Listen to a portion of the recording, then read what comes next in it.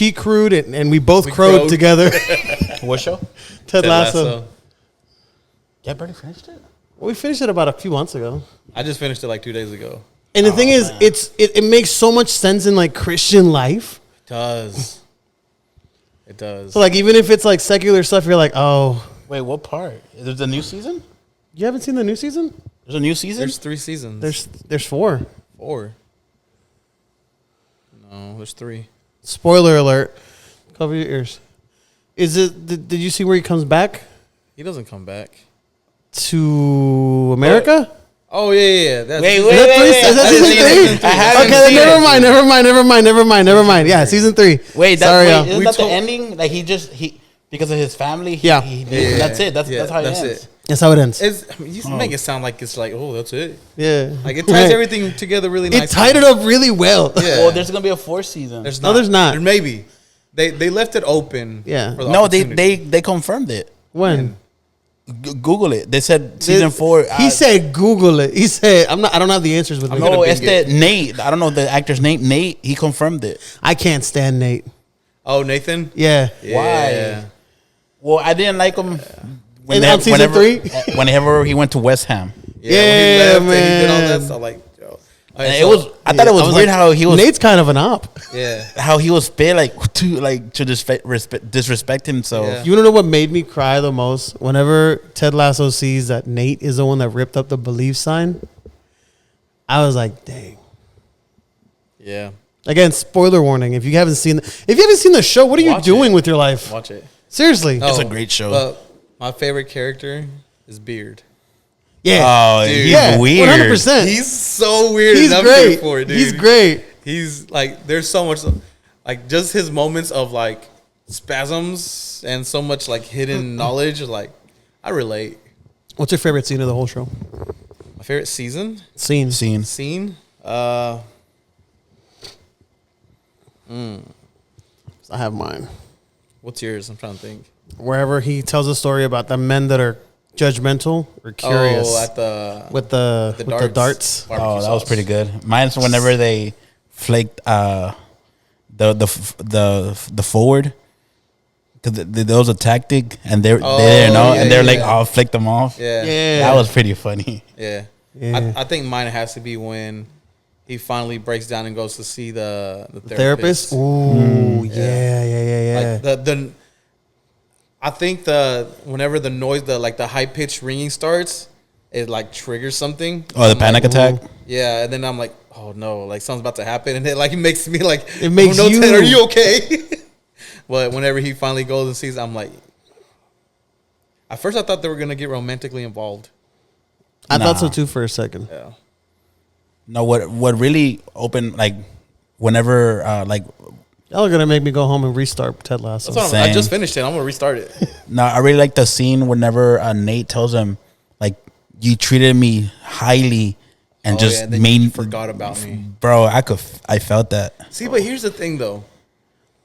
I don't think he did. I don't think he did either. Because the whole time he had him there, like, hey, you want to help us out? Like, hey, plays, we're gonna do this. We're gonna do and this. even when Nate went to West Ham, yeah, he knew the truth, he still he held him refused. in- He still had him in high regards. No, but ever since well, I saw it in the way that at first he will ask him, "Oh, what do you think about this, and in the second season, You have abandonment issues, don't you? Well, I think that's I think that's because Ted saw Nate's growth, but Nate didn't see him. He still saw himself depending on somebody else. That's right. Where Ted saw him already out of his shell. Like, you don't need anybody. You don't need anybody. You're good. Like, there's a reason why we gave you this position. Like, there's a reason why we gave you the contract, because you're here. And so when that started, and he started mistreating the kit man, Will, he started like, you're doing this wrong. And I'm like, bro, you're doing the exact same thing that they did to you. Like, right. Like, that's like, that draws, like, I drew a parallel to that. That was a decline for me for Nate. Yeah, that's when I started like, I've done that sometimes because I've been in a high place. I'm like, look down on some people like in my past. I'm like, yeah. But yeah, Sounds like a great topic for today. yeah, Nate's an op. Nate's definitely an Nate's op. Nate is definitely an op, y'all. I just want to welcome everybody. What was 20 minutes of just us talking about our Ted Lasso? Hey, man, watch Ted Lasso. We've been recording. All right. Honestly, if you guys, before anything else, welcome to the Chrchmsfts podcast. I'm Jova, and as you can see, I'm dressed up. Don't ask why. He's a doctor. I'm not a doctor. He's low-key a doctor. He just don't like I'm telling not a people. doctor. Es bien humilde, hermano. Let me ask you a Love question. that. If I was a doctor, if you were a doctor, would you want people knowing you're a doctor? Yes. No. Bro, I'd be bragging. Bro, I'll be bragging too. No. Here's my thing. You got people coming up to you like, hey, brother, I don't want to go to the hospital. Can you check me out real quick? I'll be like, I'm a gynecologist. This man does not bro. understand. Once you have that degree, even if you're not a doctor, you got your doctorate. You need to understand. I'm going to tell everyone I'm a doctor, even if I'm No, not brother. a doctor. No, brother. I need you to understand that if, like, I I'm don't like not telling gonna people pay- what I do. I don't I'm like not telling gonna people pay- what I do. You know how many times people have told me, hey, man, can you get me an appointment? No. I don't know what I can do for you. I'm not going to pay over $100 million for not to be proud to be a doctor. Yo, but can you write prescriptions? No. All right. Never mind. Not a doctor. But we're the Chrchmsfts podcast. I'm doctors. dressed up nicely for work. It shouldn't be a one. I just forgot to get a bag. Oh, you know who you Full of look clothes. like? Who? With your hair like that? That commercial from the caveman? Only a caveman can do it. I don't know what you're Geico.com, you can handle all your car insurance needs online. It's so easy, a caveman could do it. talking about. You look the same. Geico. If Yeah, but I have a hat. If I look like that, you look like Yeah, that. but he's like, with a suit and on and everything. This is Albert, and we're the Chrchmsfts podcast. Yo.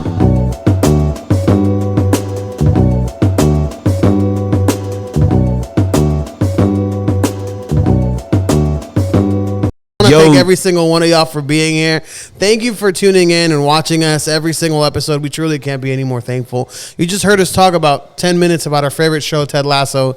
Before we start, if you want a good show to watch, definitely Ted watch Lasso. it. Yeah, We it's a did good find show. a lot of similarities and a lot of parallels to Christian life, and there's really a lot of good Good growing moments. For good sure. growing moments and good advice for people that are going through stuff like panic attacks, depression, and stuff like that.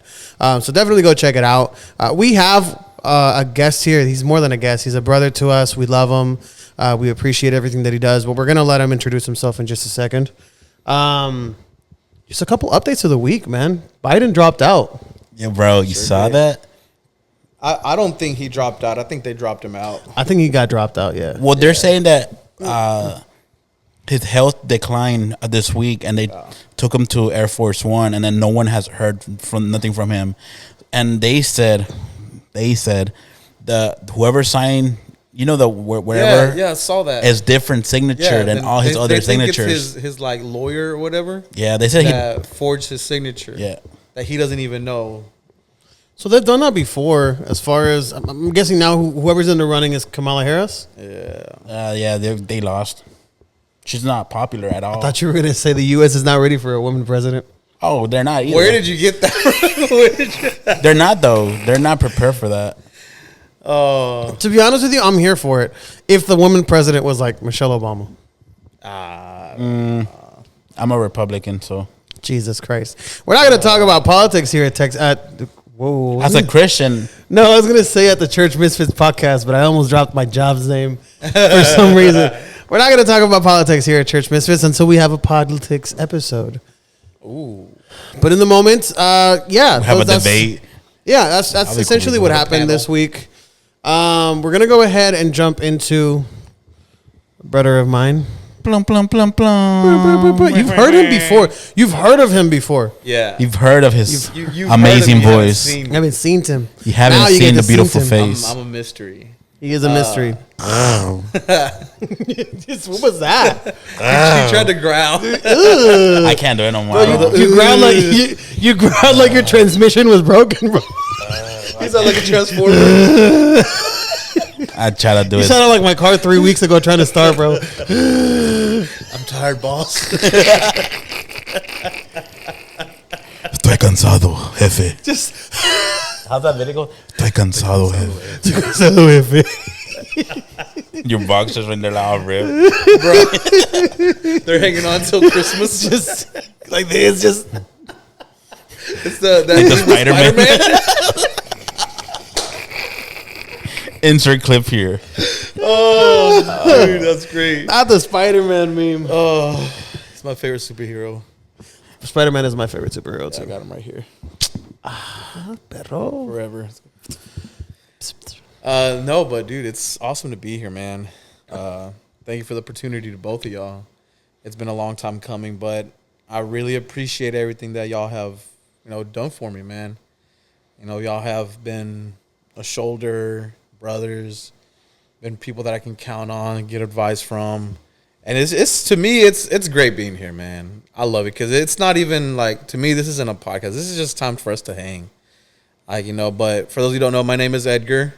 I am the youth director for Freedom Church in Liberty, Texas.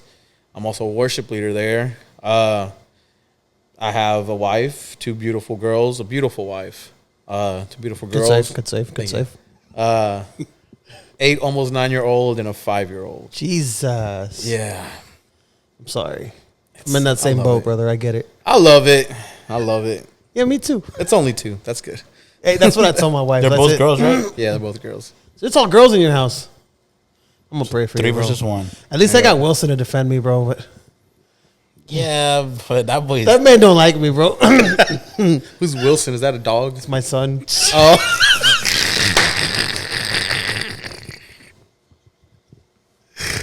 Well, the way you said it sounded like, you don't like me. He said that a dog. Can I pet that dog? What a dog do? I apologize to Wilson. It's okay. I wasn't If you say aware. he's a dog, he's probably gonna be like bark, bark. So it's cool. Yeah, man. I bet Wilson does like you though. I bet he loves you. He loves me. He does not like me. He likes his mom. Definitely a mama's boy. But Emma's on my side. Emma's my daughter. Oh yeah, okay. Right. She's a cat. Right. No, man, it's definitely it's great to have you here, brother. It has been a long time coming. It has. I think the last time we all got together was for your concert. Yeah. Yeah, that's what it Yeah. was. I was gonna say flipping burgers. Right? Is that what it Flipping is? patties. Flipping patties. I gotta go back though. Flipping Gotta go patties. back. The Filipino. The Filipino joint joint. hamburger Oh, Yeah, that place was. If you in Houston, go check out Flipping Patties. Yeah. Not But- endorsed, but check them out anyways. What's that? but we're going. We're not endorsed. We're all going. We're not to endorsed, right? We're all going to the concert on Saturday, right? Well, heck, what's concert What on concert Saturday? on Saturday? Izzy's. Oh no, That's I in can't. Dallas. I can't. That's in Dallas. Easy, I love you, brother, but I can't. I just like to mess The with way him. my bank account is set up. Yeah, no. No, because it's Noe's kids. Birthday Yeah, I gotta party. be there for my nephew's party. Yeah, His first birthday, huh? his first birthday. That's crazy. Yeah, I remember those days. Yeah, he was supposed to be here, but he chose family first, I guess. Ooh, It's a family. Starts acting brand new. right? I guess we're not family. I guess Damn. Nah, I told Izzy last episode that I want Noe to come again because the first episode all he did was put his ski mask and just do noises on the phone, ging, ging, ging, ging, and that's it. He didn't really talk. I'm like, I don't know if he was nervous because before the podcast he was talking with us. when we were at the house. Yeah, and then we started recording. He didn't say nothing. He was very Like quiet. 6 dudes in that room, though. There was a lot of just a bunch of dudes in one room. testosterone in there. A lot of testosterone. A lot. It was a 3-hour podcast. It was Yeah. It was a lot of people. But there. that's what I'm saying. He didn't really say it. That didn't say much. I think he reserves himself to a time, like when it's needed. And then 2 weeks later, he did a podcast with his friend. I was like, wow. I know. Nah, I'm playing. I know that's the only David. Yeah, I miss David. This is his name. just playing. David. David? David. No shots fired. I was just playing around. Shots No, fired. shots All fired. the shots fired. Jeez. Yep. Nah, man, it's again, it's good to have you here. Absolutely. Catch us up, man. What have you been up to? Dude. Unfortunately, I've been working a lot. You said unfortunately. Yeah, I'm tired, bro. I'm tired, boss. Estoy cansado, Estoy jefe. cansado, jefe. No, man, we've been we've been moving a lot around at the church. Yeah. Been doing a lot of stuff there with, you know, the youth, building up. Just had camp like a month ago. You know, trying to build momentum off of that. Trying to get the youth program up and going again. Did you go to camp with them? Yeah. Oof. Yeah. It was a conference. Oh, even worse. Yeah. Well, was that a hotel? No, it was at Gateway. Okay, so it was at a church. It was at a church. Dallas, right? Yeah, Dallas area. But where did you stay, in a hotel? In a hotel. Okay, because I was saying if you went to camp, like, oof, your back must be hurt. No. Them prison beds. Yeah, no, bunk beds. we stayed at the Hyatt. Okay. Yeah, All right. You were, yeah. we was chilling, papa. No, but it was fun. You know, there's been a feeling lately with me because, as we've talked about it before, I was a youth pastor, youth director at my old church for like 12 years, and so that became a norm for me, getting to know, you know, the students and the parents and everything. The culture stayed the same for the last 12 years.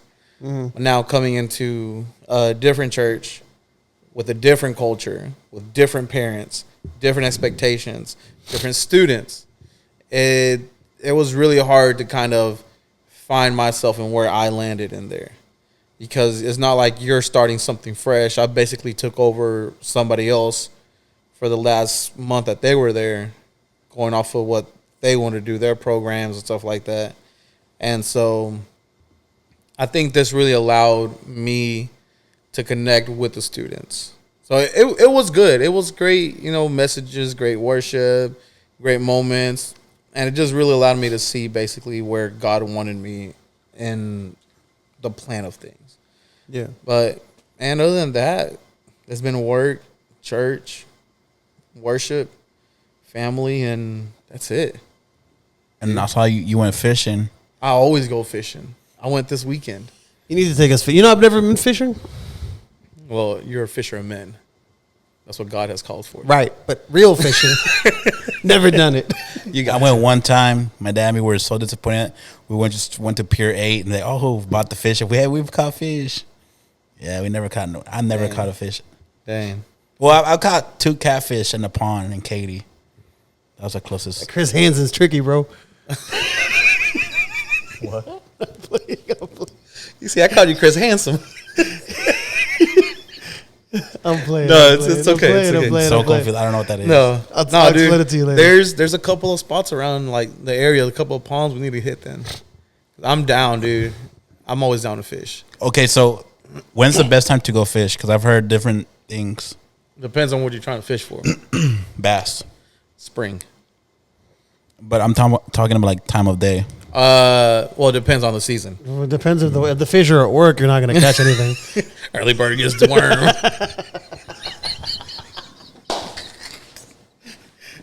No. So like in the spring, it's spawning season. Is when fish lay their eggs and they make beds and they, you know, take care of them. Right around like when the sun starts actually hitting the water is when they start feeding. So anywhere between like 7 to like 9, they're going to be attacking. Because you drop anything near their beds, they're going to be protecting them. Not necessarily hungry, but protecting their babies, their eggs. And then during the summer, it's either early morning or late afternoon. Like right now, you go to the water at like anywhere between like 10 and 4, and you're just going to be burning up.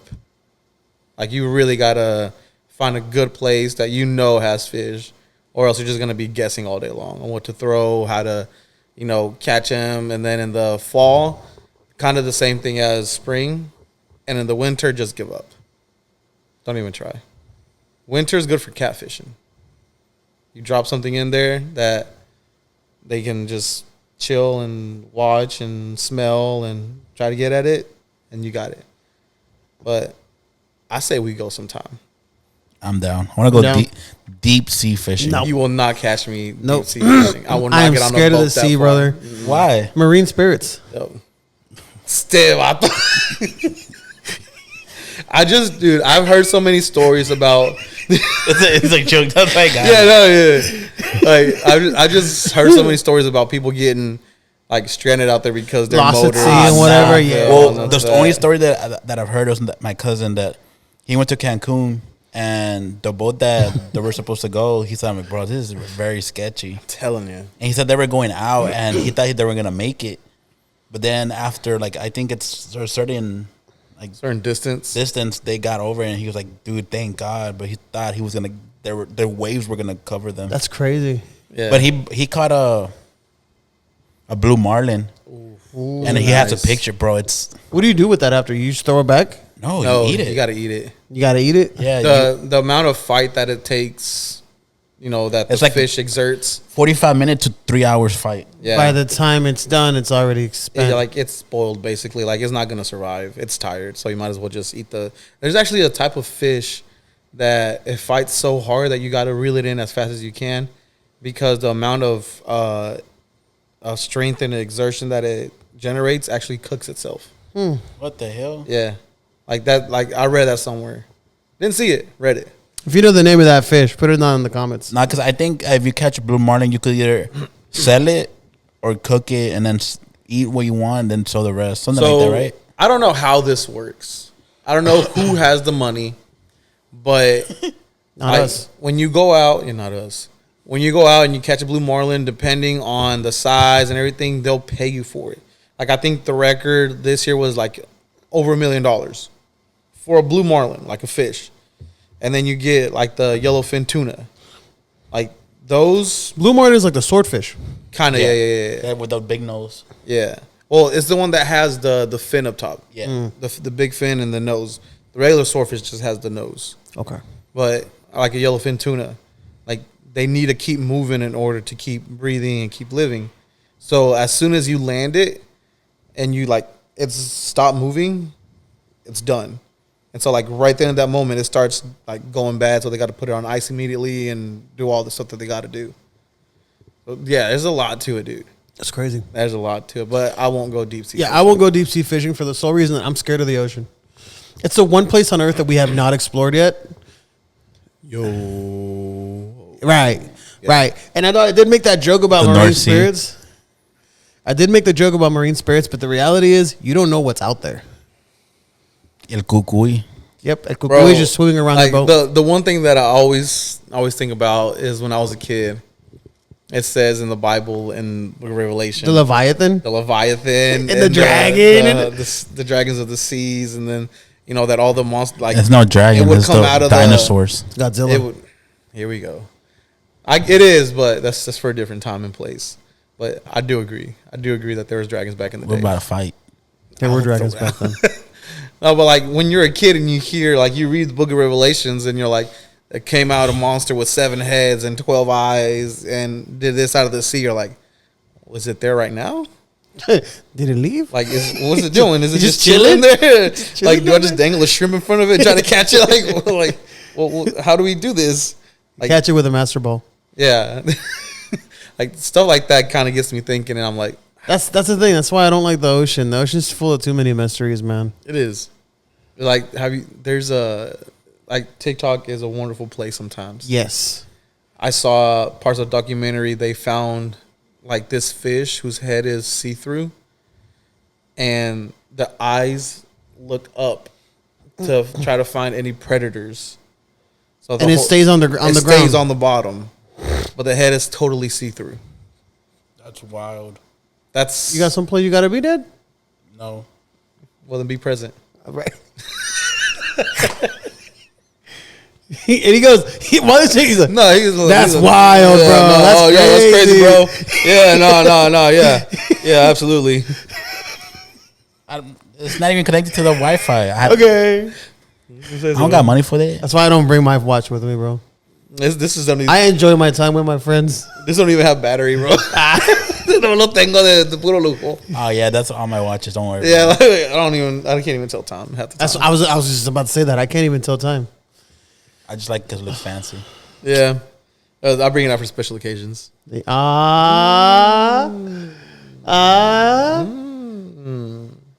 yeah, no deep sea fishing. It's very hard for me to even get on a boat. Really? Yeah. I'm not scared of getting on the boat. I'm scared of getting those little boats, like you know the Like the dinghies? like the ones that you just go on the lake. I'm like, bro, I don't think my weight will. So here's the thing. I will get on one of those all day. Ah, nah, you tripping? No, like a little John boat, like a little 12-footer with just a paddle. That's what I'm on half the time when I'm fishing. Yeah. But what if it tilts over? I mean, I know how to swim in 4 feet of water. Yeah, but you don't know what's under the water. Fish. Yeah, but what if that's my thing? If I can't see through the water, I'm not getting in. Yeah, but at that point, I have control of the boat. Here's my thing. I have a friend that took like one of those helicopter rides over the ocean in like Miami. And this is different because I know we're talking about a lake, but this is my fear of the water. Like she says that she could see the water's crystal clear. So you can see everything that's underwater when you're from up top. And she could see people playing here and like not 20 feet away. Yeah, just a wall of sharks. Yeah. Oh, nah. Yeah. I was not expecting that. Yeah. Did y'all see that picture of Padre, that girl that got her the cartoon chump? Yeah, like the cartoon. It was a cartoon chump, bro. Of her calf just Yeah, gone. it was. It's a sad thing. It is Really, a sad it's thing. Definitely my condolences. We're not laughing to the at lady. that. We're praying for but that. the bite was hilarious. Yeah, it looked like a legit chomp. That's the thing. They're like 20 feet away from you. It's just that's the difference between you and the sharks. My fear is for example, like in what's that lake in Austin?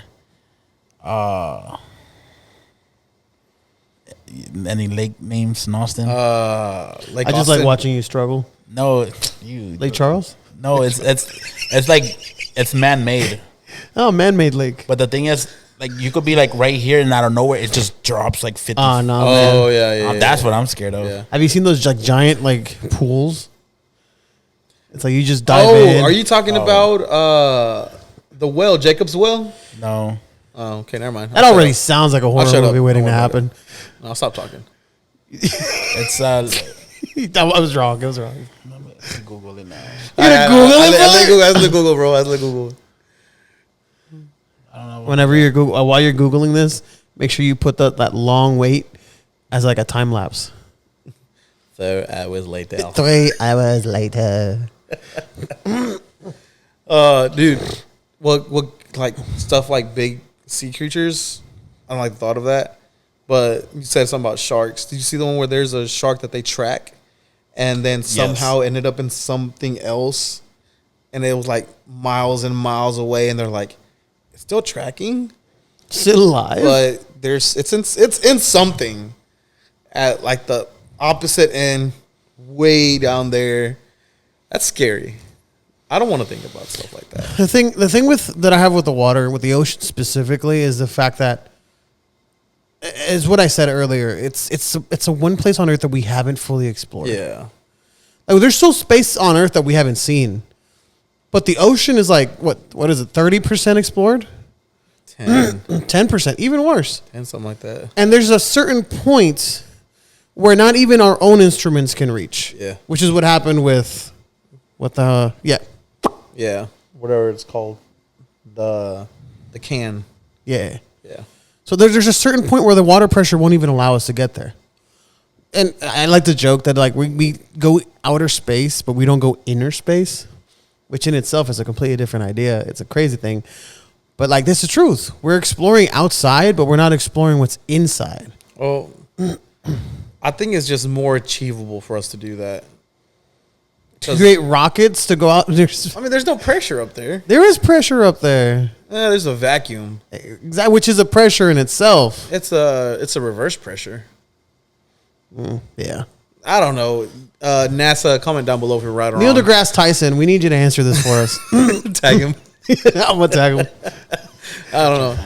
But I mean, I'm telling you, just there's like one like specific camera thing that they use to when they do the documentaries, and it's like super $1 million camera. it's what is it? What James Cameron used for Something the Titanic? like that.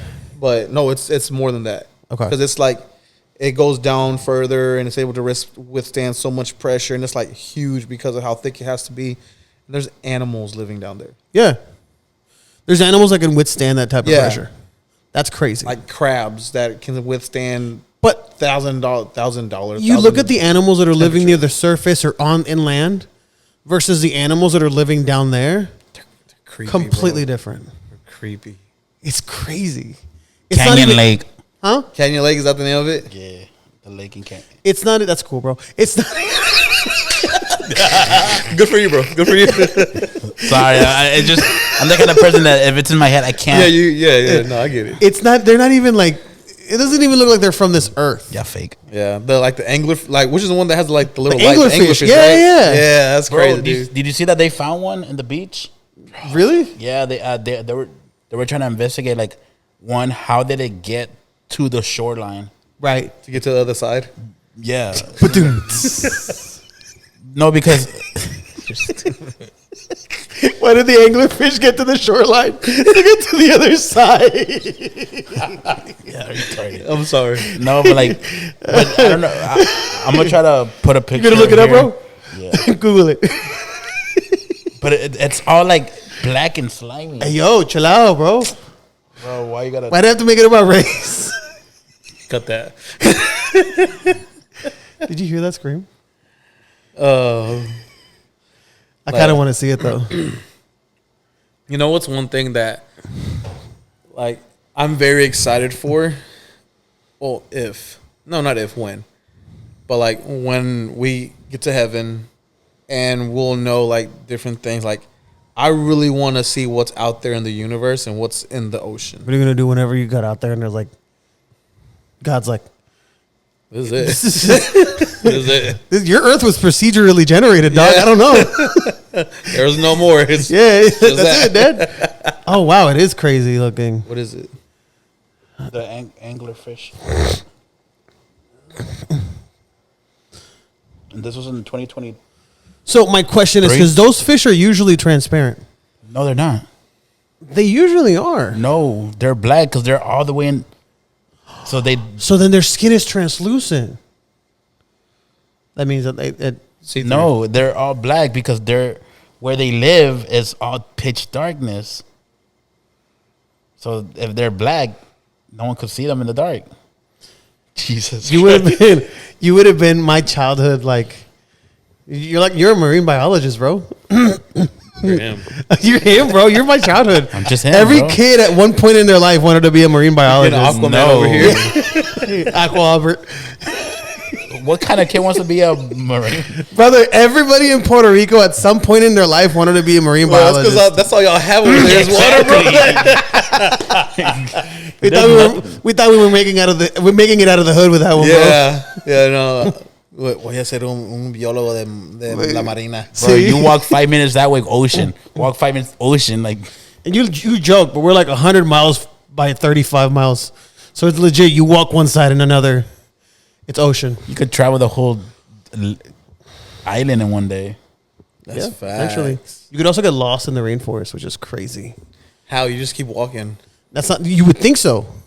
You would think so. True. But you can get lost in the rainforest. I think people have a lot of things to say about like the ocean around Puerto Rico because Puerto Rico is one of the 3 points of the Bermuda Triangle. If you didn't know that, I didn't. so Puerto Rico is one of the That's 3 Florida, points. Puerto Rico, and And Bermuda. Bahamas. there you go. Bahamas, in my bad. Is it? Google that. Google it. I look Google. Look at Bermuda Google. Triangle, bro. I don't think that's right. I don't think I don't that's, think that's right. right. It's not Bermuda. I'll tell you that much. You know, Bermuda is a, I know, but it's not. but Bermuda is a territory. I'm not saying it because it's an island. Your nappy head. Okay, what is it? Bermuda, which your nappy head. I knew I was right. I mean, it's Bermuda Triangle. You I mean, think it was a soon broken- named after yeah. something. It's Florida, Puerto Rico. Puerto Rico, and Bermuda. Which your I mean, a nappy broken head. clock is right 2 with times your a day. nappy head. Yeah. So yeah, I guess it's you're right right. there. So there's a lot of like disappearances around that, which reminds me. 25 years ago, we lost a kid, and everybody thought. Sorry. I'm serious. 25 years ago, we lost this one kid, and the whole Puerto Rican nation thought that like their parents killed him, that he got lost in the rainforest. I think they found him 2 weeks ago. Dude, for real? Yeah, not even playing, bro. So like full grown. Adult. Wait, what happened? Where did they find him? I don't know the whole story. Look up the story of Rolandito whenever you guys have a chance. Not right now. What's his But name? Rolandito. Ronaldito? Rolandito. I'm gonna look that up. I'm gonna TikTok it. If you listen to one, I think Tommy Royale says something about Rolandito. Like, rest in peace, Okay, for real? Rolandito. Yeah. And don't go listen to him. But Bad Bunny also has a song called Rolandito, and it's about him. It's like a really widespread, well-known, like, at this point, I guess it's Maybe an it's a urban Puerto myth. Rican thing because we. It has to. No, yeah, it was like only centralized in Puerto Rico, but like it's definitely like an urban myth. Well, I mean, it's By not now. a myth that actually happened. Not no more, right? Well, you know. But yeah, That's wild. it's very well. Yeah, that's So wild, talking bro. about the Bermuda Triangle. So what do you think about that? This is what we're gonna. Are we basing our podcast on conspiracy theories today? Is that what we're doing? No, I have other questions. No. You said Bermuda Triangle. Yeah, I don't know. That's not something that I've really looked into. really. I think all of that is Shot just you down, bro. That's one of my biggest fears when I was growing up, Just flying over So- the Bermuda Triangle, bro. bro. Because it says it se tragó ships, airplanes. I'm like, bro, like I was gonna make a jeez. joke, but I'm gonna stay quiet. I saw his face. I'm like, bro, we're at church, bro. That's not what I was gonna say. We're at El church. nombre de- Arrepiéntete, Well, hijo del diablo. look at it this way, okay? No one goes to the Bermuda Triangle. Right. Well, now. not for fun. Not, well, I mean, but no one goes to like exploit it or anything. Well, the thing is, I don't know if you heard about those five. It was Air Force. They were just practicing their drills, and then out of nowhere, they all disappeared. The ones that went like through time. Yeah, Yeah. I don't know, man. one of the I mean, biggest. there's definitely something strange happening, but I don't know if I'd chalk it up to like magic or like I don't know. because one of the biggest U.S. Navy ships also disappeared. No, that's different. Wrong. Wrong. I met Albert. I met Albert. He's a great guy. I walked in and I was like, wow, he's a great guy. It was a great ship. It was a big It ship. was a great ship. It was the biggest ship I've known. American ship. American made. No, look. You're talking about the USS Philadelphia. Oh, Okay, you're talking about the USS Philadelphia, and the USS Philadelphia did not disappear near the Bermuda Triangle. The USS Philadelphia disappeared while it was docked, and while it was docked, American scientists were working on. I forgot the name That's of the even project. worse. I forgot the name of the project, but they were trying to make the ship invisible. And according to the conspiracy theory, they not only made the ship invisible, but they transported the ship through time and back So they lost the ship. for a brief few hours. Yeah. I don't know, man. I don't know. America. I don't know. The It was one, the greatest appearance. the greatest appearance ever. Greatest appearance ever. The one that I kind of looked into is the whole Wall of Antarctica thing, Oh, don't Ooh, even get me started on the that. Black Pyramid. bro. Yes, bro. All the nations have a treaty that no one's to go there because something is beyond the wall. the wall, and like planes that try to go over never make it or they never see. Like that's one thing. Because look, let's be real. All right, conspiracy podcast, but Let's do it. I truly believe that the government is hiding a whole bunch of secrets.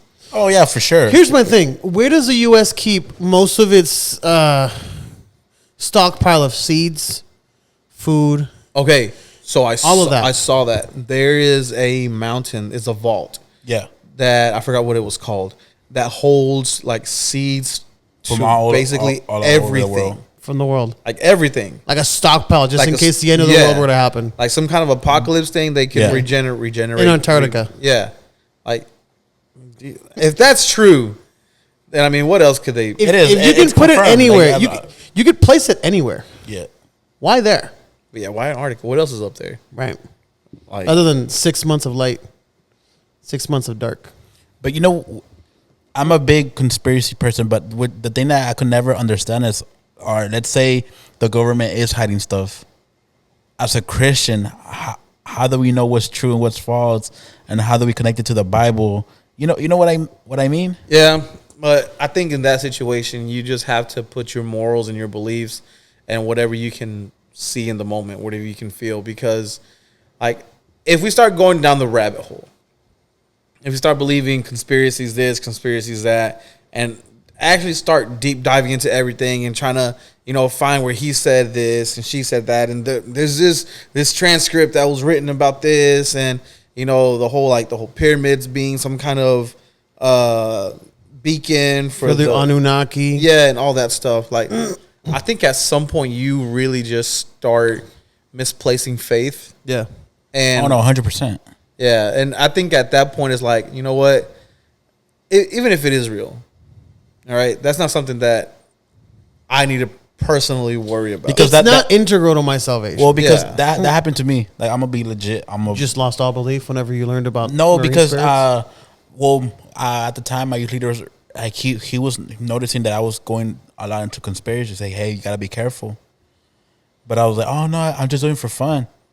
But like you said, I went down the rabbit hole and I didn't know what to believe. I'm like, wait, if the conspiracy is true, I can't trust the government. But you can't trust the government to begin with. Oh yeah, but then I was like, what if they're just religion? It just exists to control the people. I mean, in a way, it is. But everything, like, all that got to me, and I'm like, you know what? I was like, let me step away from church. So I think that's one of the major problems, and it doesn't really go with the conspiracy thing, but I think that's a major problem when people start, what's it called? When they try to step away from religion, but redo. There's a word for it. Becoming a monk? No. Deconstruction. When they start stepping into their own deconstruction of their faith, because they want to see who God really is and what God is in their life, and step away from what they've been always told and everything. I think deconstruction is a good thing if you have somebody that's leading you through it. Right. But then people start going down rabbit holes, like you say. Like, people start thinking about, well, this version of the Bible says this, and this translation says this about this. And then, but you have manuscripts here that speak about this, and this word wasn't even invented until 700 years later. Like, when people start doing stuff like that, I believe that you no longer have a relationship with God, you have a relationship with the Word. Here's my thing, and it's with religion, it's with your relationship with God, and it's with conspiracy theories as well. If you're not well versed in what you're studying, everything is going to sound like a revelation. Yeah. So you're sitting there and you haven't studied history, for example, and you look at conspiracy theories, and the first thing you see, and this happens to a lot of people, especially the older people in Facebook. I don't know how many times you've heard a person say, "Oh, did you hear the news? Eminem died." Eminem was walking around, but they saw it on Facebook that Eminem died. They don't know what's in the world right now, and they're going to believe that. And the problem is a lot of people are like that. They don't understand that most of the things you read are not true. And most of history that you read right now. Like the mathematician de Colombia. Stop. Most of the history that you read right now is usually one-sided. Well, yeah, they don't put everything in history books. Right. You look at American history books and you look at European history books, and they're going to tell a completely different story. Yeah, U.S. them say, "Oh, we're the biggest, we're the best nation." Yeah. What happened in Vietnam? That's why that's why in history books. Stop. That's why in history books. No, but you know what? It's true. It's true. That's why in history books you have this whole long chapter about the American Revolution, and you have 3 pages about the Civil War. Yeah. That's why you have a whole book about World War II and how we went in there and we kicked their butts. But civil rights is 2-3 pages. I think they do it because it benefits their derogative. Is that the perception? Word? Perception, I guess. I don't think derogative is the right word. Their whatever it is, but it benefits them. It's basically a way to show us how great they are. Yeah, and once you get to that point in a conspiracy theory where you have all your defenses down, everything becomes acceptable to you. Like the biggest thing for me when it comes to conspiracy theories and a Christian is flat Earth. Where do y'all stand on that? The Earth is round, my guy. All right, Albert. The Earth is round, my guy. Albert. I'll be the devil's advocate. No, No. do not be the devil's advocate. The Bible says the four corners of the earth. Jesus. And if we read Let me the ask you a Bible, question, Albert. North, and we read south, the Bible, east. that's not west. corners. Those are corners. Okay, so on the square, what's the corners? The top, bottom? No, it's the corners. Let me ask you a question, Albert. You have a bandana. Normally, the bandana is what? Squared. Mm-hmm. You fold it. How do you put the bandana around your head? You fold it Where? in the corners. And then That's it. you wrap it around. It's still a circle, but it's got corners. It's not even a circle. It's a square. When you look at it from the top, it's a circle. It's still got corners. It's a square. No. I have started something that I regret starting.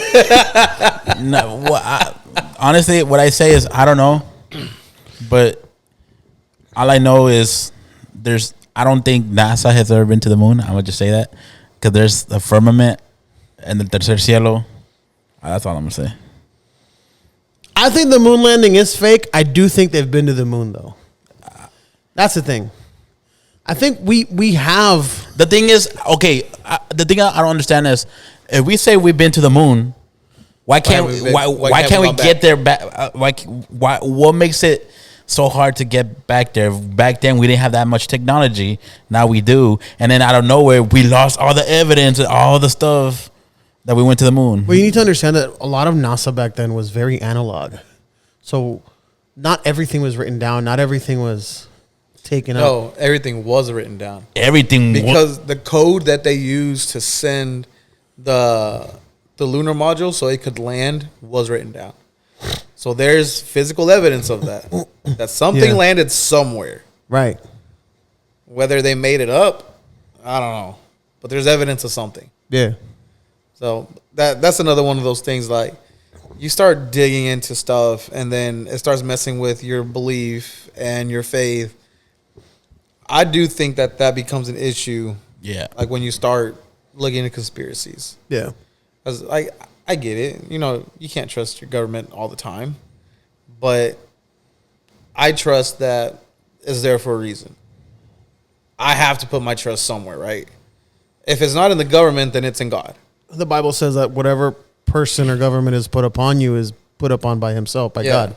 It says pray for your leaders. Right. Even your full leaders. Right. Book of Titus. Pray for them.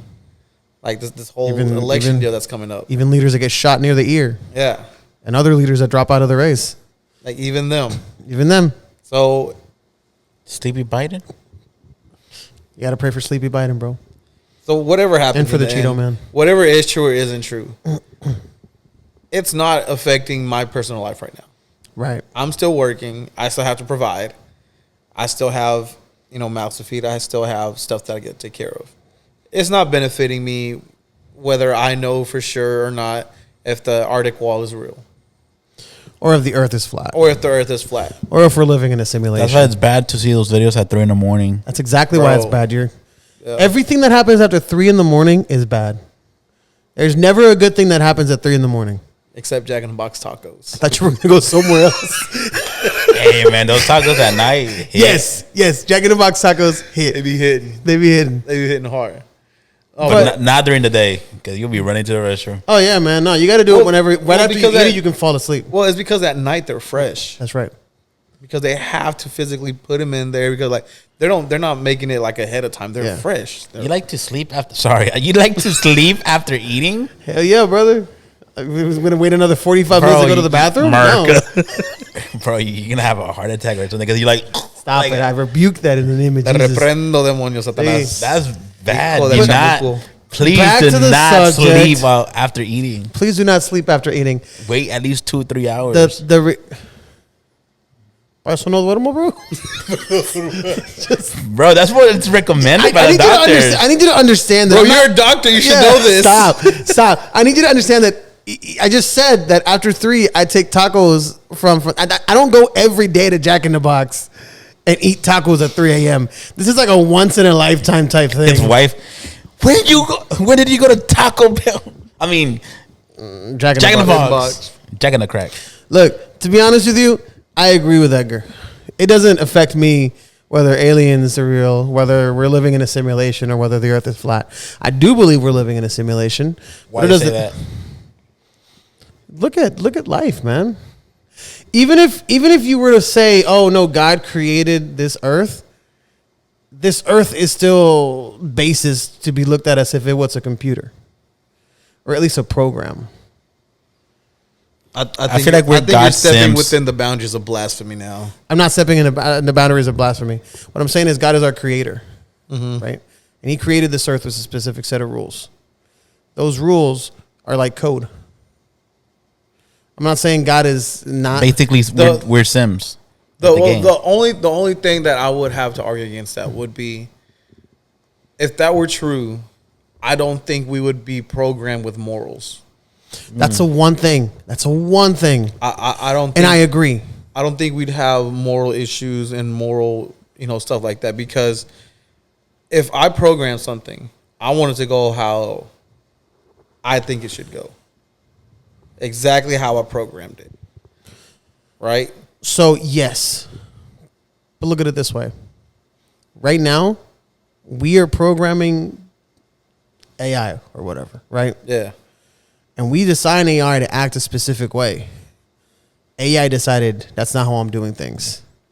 And we've seen in a lot of horror videos on TikTok where they ask, AI, what would you do? Or how would you handle this? Or how would you handle that? And the creators themselves say, well, that's not what we planned for this robot. That's not what we planned for this program. It's not what we planned for this thing. I don't think the issue of morals is a thing here.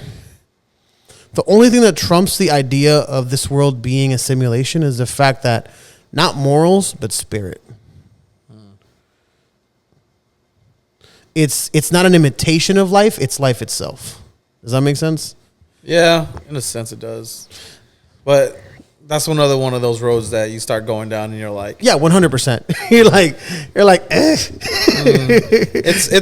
It's fun to believe. It is. And it's cool to, make perceptions and ideas like, well, what if this happened? What And if to be honest this? with you, to me, it's only entertainment value. Yeah, absolutely. I'm not going to go up to a what is it you called it, a stage? I'm not going to go to no, I'm not going to go up to a platform or to an altar and be like, we're in a computer. No, I'm not going to do that because La computadora la bestia. see, right. I'm not going to go up there and be like that because, to be honest with you, like I said, to me, it's more entertainment value. Yeah.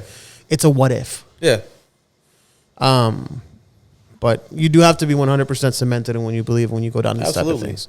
So otherwise, you're stuck believing something else entirely. Well, the issue with that is, like, let's bring it back real quick to, like, we're talking about deconstruction. Yeah.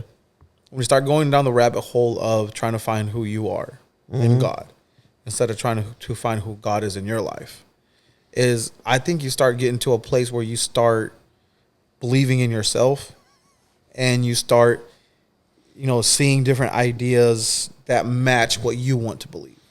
Yeah, you're making the Bible Fit your narrative. Yeah. Yeah. So, I'm sorry, am I boring you? No. So, like, when it comes to that, like, part of it is entertainment. Yeah. Part of it is fun to, speak about these things and be like, it's crazy. Just speculate. It's speculating. But when you start putting that into your spiritual life, like, how much is that really going to affect your true 100% belief in Affected God? me 100%. And then the way that you approach your belief now is entirely different. Oh, yeah. The one thing that I love about this generation is they have so much access to see the truth. Mm-hmm. And there's a hunger for it. Mm-hmm. And there's a drive to know more. But the scary thing is that they have access to the whole truth. And there's a drive for it, and there's a hunger. It's where they're being led to. I love it because they can see anything. And they can legit say, okay, They have access to everything. yeah, this is going on. This is something we need to either pray for or we need to get away from. And then you have stuff that, like, oh, well, this is going on. Well, what should we do? Where do we go to? it's a moment where you really start to see, okay, what have we been doing, not to just lead them somewhere, but to really like grow them in something. Yeah. Because TikTok is a wonderful place. It's awesome. It's funny. You know, you joke around. We send each other TikToks, but Albert doesn't even reply to them. He doesn't. He doesn't even look at him half the time. You see, he knows it's true. Don't send Albert TikToks. I'm gonna get on you. This man gets me so mad. I send him TikToks, never watches them. I know because 3 days later he sends me the same one. And I'm like, bro, I already sent you that. No, you didn't. And I screenshot like, why you always want to be right? I'm like, not about being right. It's not about being right. It's about being right. Oh, but there's so much access to everything. There's so much access to excess. I think, and I don't mean to interrupt you, but I think when it comes to that, it's the fact that we've been raised on, this is what I know, and you need to know what I know. No, because let me finish. Our parents were all, you got to do it this way because that's the way that I did it, or that's the way that I know, that's the way that I found out how to do it. Versus the kids nowadays, they're like, there's got to be a better way to do that. There's got to be a better way to reach to where I want to go. And that hunger for knowing, hunger for knowing the actual truth of how things work and the access that they have at the moment. I heard a mom one time say that, oh, I'm so mad because every time I told my kid something, they go on Google and they search it up. You shouldn't be mad at that. You should be happy that your son is going and curious and is curious about the world enough to even look up something, even if it's just to tell you that you're wrong. Because it's okay to be wrong sometimes. But the thing is, most people these days want to be right. And they're not doing it because they're curious, but because they just want to show people, you're wrong, you're dumb, I'm right. Or even if, though, that's the thing. Even if. Because I feel like people are so worried about being wrong nowadays. People are too worried about being wrong. I know someone right here on my left. Yeah, I'll be honest, yeah. I don't think it's the fact of being wrong. I think it's what happens when you're wrong. Yeah. I think people aren't ready to accept consequences or take accountability. 100%. Or facing embarrassment. Or facing whatever it is. Okay? We all know the situation that happened with Hillsong pastor cheated on his wife. Whatever his name was. I know who. You know who we're talking about. Yeah. We'll Justin Bieber's pastor, that person. Okay? He did an interview with Charlemagne, Breakfast Club. The God. And he sat there and he took full accountability and was completely transparent and said, this is what happened. This is why it happened. I was scared because I was going to lose my family. Mm-hmm. He said, I told my wife, not because of me being a good person, babe, I messed up. It was because I was found out. And I was afraid of the consequences of when she heard. So I would rather her hear it from me than hear it from somebody else. Half the time, it's not about people being wrong that they don't like. It's what happens afterwards. The embarrassment, the fear, the disappointment even, the shame. And I think that's what happens with a lot of people nowadays is we start seeing the truth. And we start seeing, like we were raised just, you do as I say, not as I do. And you do because somebody else told me. Like I was raised in a 100% Pentecostal household where you go to church Monday for meetings and prayers, and Tuesdays for practice, and Wednesday for church, and then Thursday for practice again, and then Friday oración. Saturday to help out for whatever needs preparing for Sunday, and then Sunday you go to church, and then you start over. So it's not even like you're being raised. It's like you're almost like being groomed. Like it's something that you're like, they're not even telling you like what you should do and why. It's just do this. All right. Whenever one of my daughters gets in trouble and they ask me, well, why? I try most of the time to explain to them why. Because I want them to understand that what they did either isn't right or is right. When they do something good, I say, like, great job that you did this because it showed yada, yada, yada. And why it was wrong. Why it was wrong. And why it was right. I agree. So two comments that I do want to say. For example, one with what you just said about how everyone's ashamed of being wrong, and I feel like the reason why we're ashamed, because something similar happened to me, but it's the thing that the church, and it's sad to say, is very judgmental. Oh, absolutely. Not just the church, man. No, but Now that everybody has access to the internet, but I'm talking about just as judgmental as the church. Yeah, but I don't care about that. I care about the church because care about that. You're part of it. In a church setting. Yes. I'm sorry, Papa. No. And so, like in the church setting, like instead of helping that person out, they just outcast him. Yeah. And which we got to do Don't better. talk to him because he did this. Yeah. Or I remember you said that you didn't agree. It's like, for example, when a pastor's like, oh, this person pecó because this, mataron disciplina. So they just outcast that person to everyone. And I agree with what you said with the last comment about left and wrong, like showing them what's right and wrong. But something about this generation that gets me mad. Like, I don't have kids, but it's like, oh, your feelings are valid. Gentle parenting. Yeah, it's just, I get it, but to a certain point. Like, oh, yes, it's okay to scream. It's okay to cry. Show your emotion. I'm like, you're in the middle of the supermarket. So, as a parent, I find myself caught between both sides. I want to gentle parent my kids to a certain point, because there's a certain point as me being raised as the person that I am, where I would have loved a gentle voice. And I'm not saying my parents were bad parents. They weren't. They did the best they could with what they had. But there's approaches that I've taken to make sure that my child's mental health is preserved. Yeah. There's other choices that I've taken to make sure that I can toughen them up. Yeah. And I feel like it needs to be a balance. Yes, I agree. Your child needs to learn how to make a decision.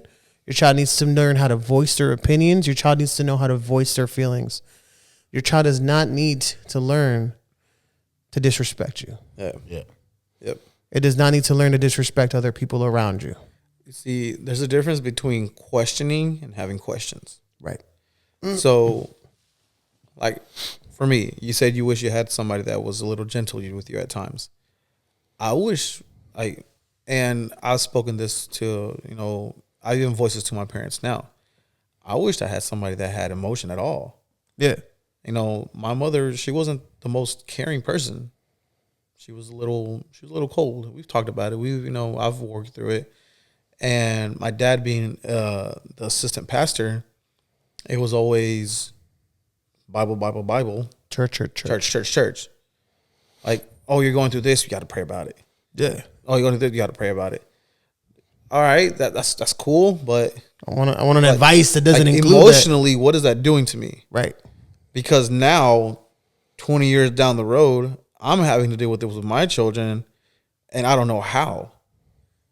And I'm dealing with this in my 20s, and I'm, having panic attacks, and I'm like, what do I do? How do I face this? Church. Right. The thing is, your default now. Yeah. That's because everybody has used the simplest method to try to get. Sorry, am I bothering you? I was like, what was that? We'll continue. But everybody's looking to get the simplest method out of everything, right? Bill Gates said, when there's a job I need done, I give it to the laziest person because they're going to find the easiest way to do it. Mm-hmm. I feel like a lot of the old generation did that. Oh, my child's acting up, church is going to fix him. Mm-hmm. Oh, my child's doing this, church is going to fix him. Oh, he's got it. We're going to pray for the spirit of depresión que se le salga del nombre de Jesús. No, bro, you have take the man to therapy, bro. You're having mental issues, man. Take them to therapy. I think that's the biggest mistake that the church ever did, is to say that everything is a spiritual warfare. Yeah. There is such thing as spiritual warfare. Believe me, I get it. But sometimes you're tired.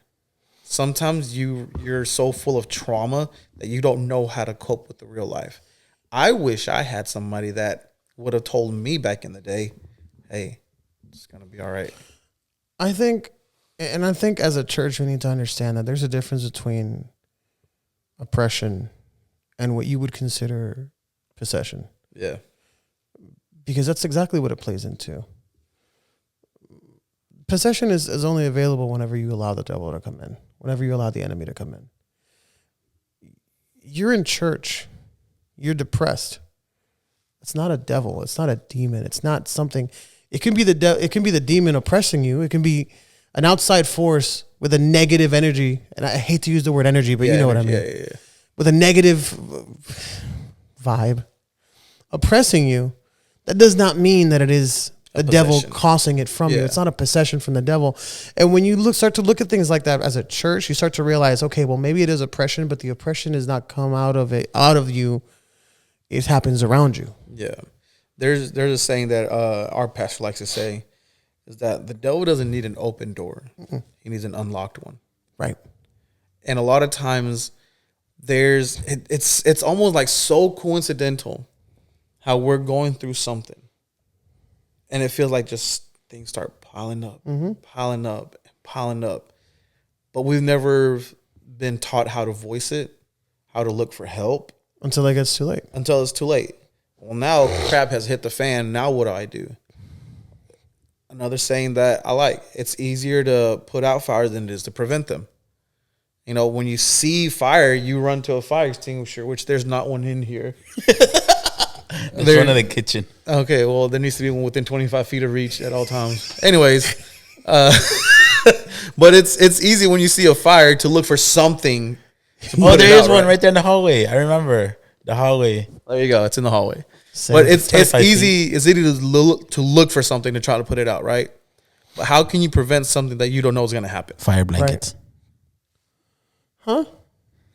No, that's true. Yeah. What did he say? Fire blanket. So, like, when you're in my line of work, when you're welding, you're cutting, you're grinding, you use blankets, like fire blankets, they're red, to stop the sparks from going everywhere. Gotcha. That's how you prevent fires. That's taking a step toward, preventive measures. So how do we put a fire blanket around our minds, around our hearts? How do we prevent hurt and pain and trauma from happening? You don't. You do. I don't. We just never been taught how. You could prevent anything. You could prevent anything. But the thing is, like he said, like, what are the tools? What are the steps? We've always had the tools. We've never had a teacher. We don't know how to use the tools. We don't know how to use them. And that's the thing. That's what's wrong with me, personally. Me, talking about myself here, not anybody else. All of y'all. I've had people that have had the tools, but they've never been a pastor. There's a difference between a pastor and a preacher. A pastor cares. A pastor will break a sheep's leg in order for it to understand this is where you belong, where you need to be. It takes the time to pastor. Wait, what did you say? Can you repeat it again? A pastor what? A pastor breaks the legs of the sheep. I heard, will break the leg. I'm like, excuse me? Yeah. No. That's what he said. Yeah, it breaks the sheep's leg. Yeah. Breaks? Like, yeah. Why? What did you think he said? So when a sheep runs away, okay, it knows now what to do. It knows how to get away. So what do? You bring it in here, and the shepherd breaks the leg so that it won't do it again. But it takes care of it. It brings it food. It nurtures it back to health. Think of it this way: if you break a bone and you don't have to go to the doctor or orthopedics, and they don't reset it, your bone grows weird. It sets weird. So then, when you go back to the orthopedics, they're not gonna just let me just nudge it. No, they gotta re-break your leg or your arm to fix it and nurture it to health. The doctor has spoken. Chill. No, but like that's true. Everything that we've ever had growing up, Pentecostal, yeah, Pentecostal. It's always been, don't do this, don't do that, don't do that. I did this. Shame. try again. It's never been, all right, why? How can we help you not do it next time? This is why you got the outcome you got. Yes. Like, let's take the preventive measures for that not to happen again. Instead of, I'm going to make an example out of you, disciplina.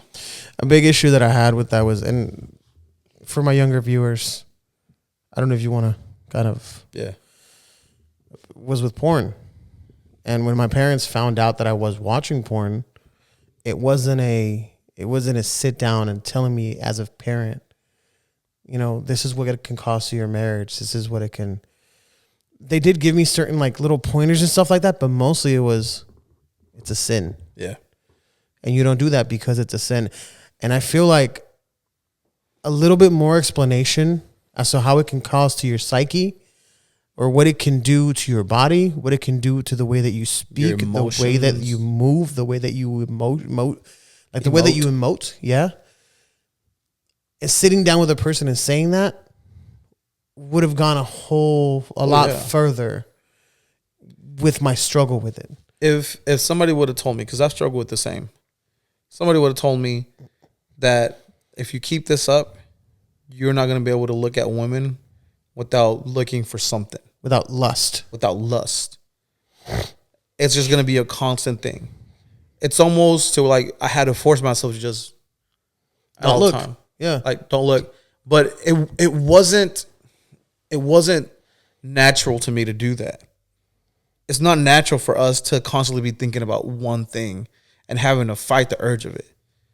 So instead of telling me that this is a sin, explain to me why and let me understand why it's a sin. Mm-hmm.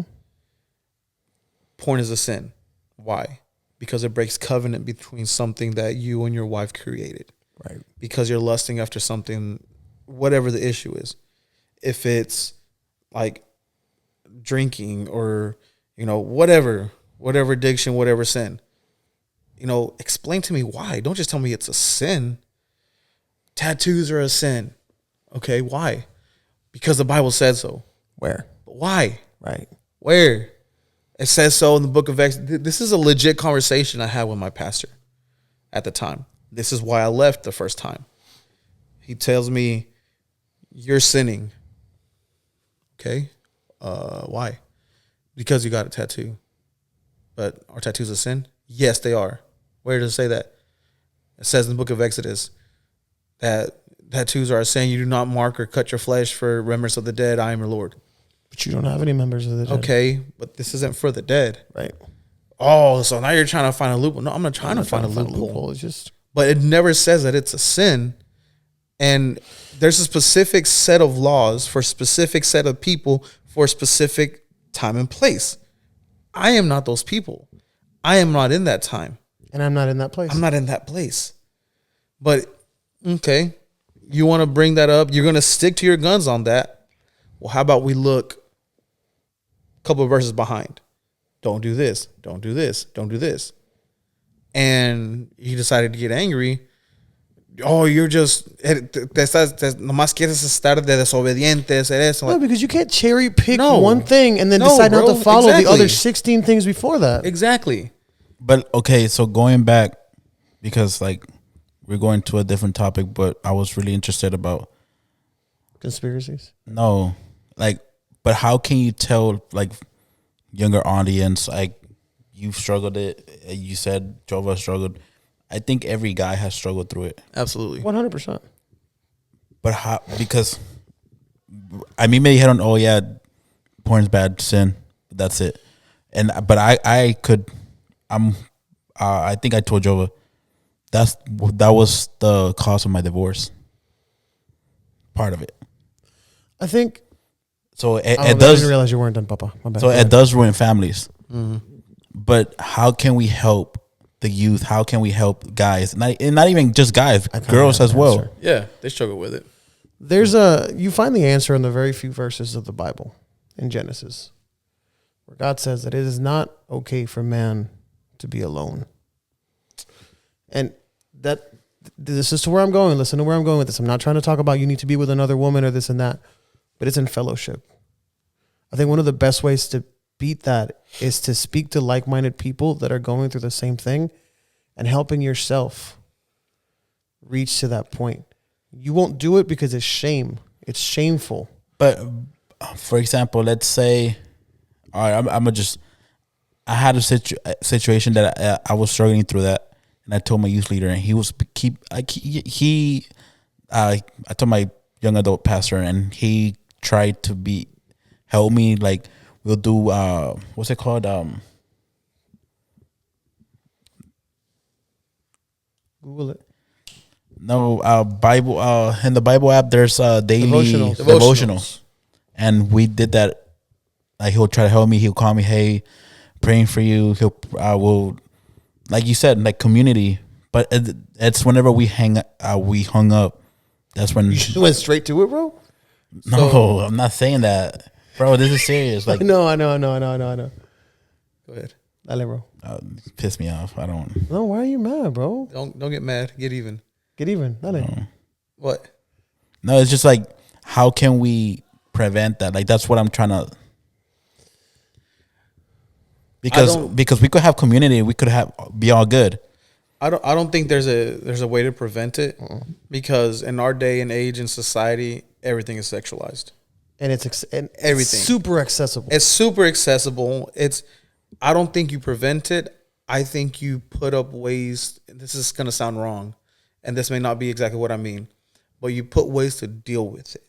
And you don't put yourself in that situation where you are in that point. For example, if you're addicted to alcohol, you're not going to step into a bar. Yeah. Does that make sense? Mm-hmm. You have to be. There's a word. You have to be Strategic. kind of. I can't say it. Strategic. Lo tienes que ser adrede. You have to be intentional. You have to be intentional. Thank you. You have to be intentional with it. You can't say, okay, just for today, I'm not gonna look at porn. Mm-hmm. And then, okay, I made it a day. Okay, I made it 2 days. It's 2 days. It's cool. Tomorrow we'll aim for 3. You have to be intentional with everything that you do. But I've heard people say don't count the days, because that makes it even harder. Yeah, because it's almost like you're counting the days to your next fix.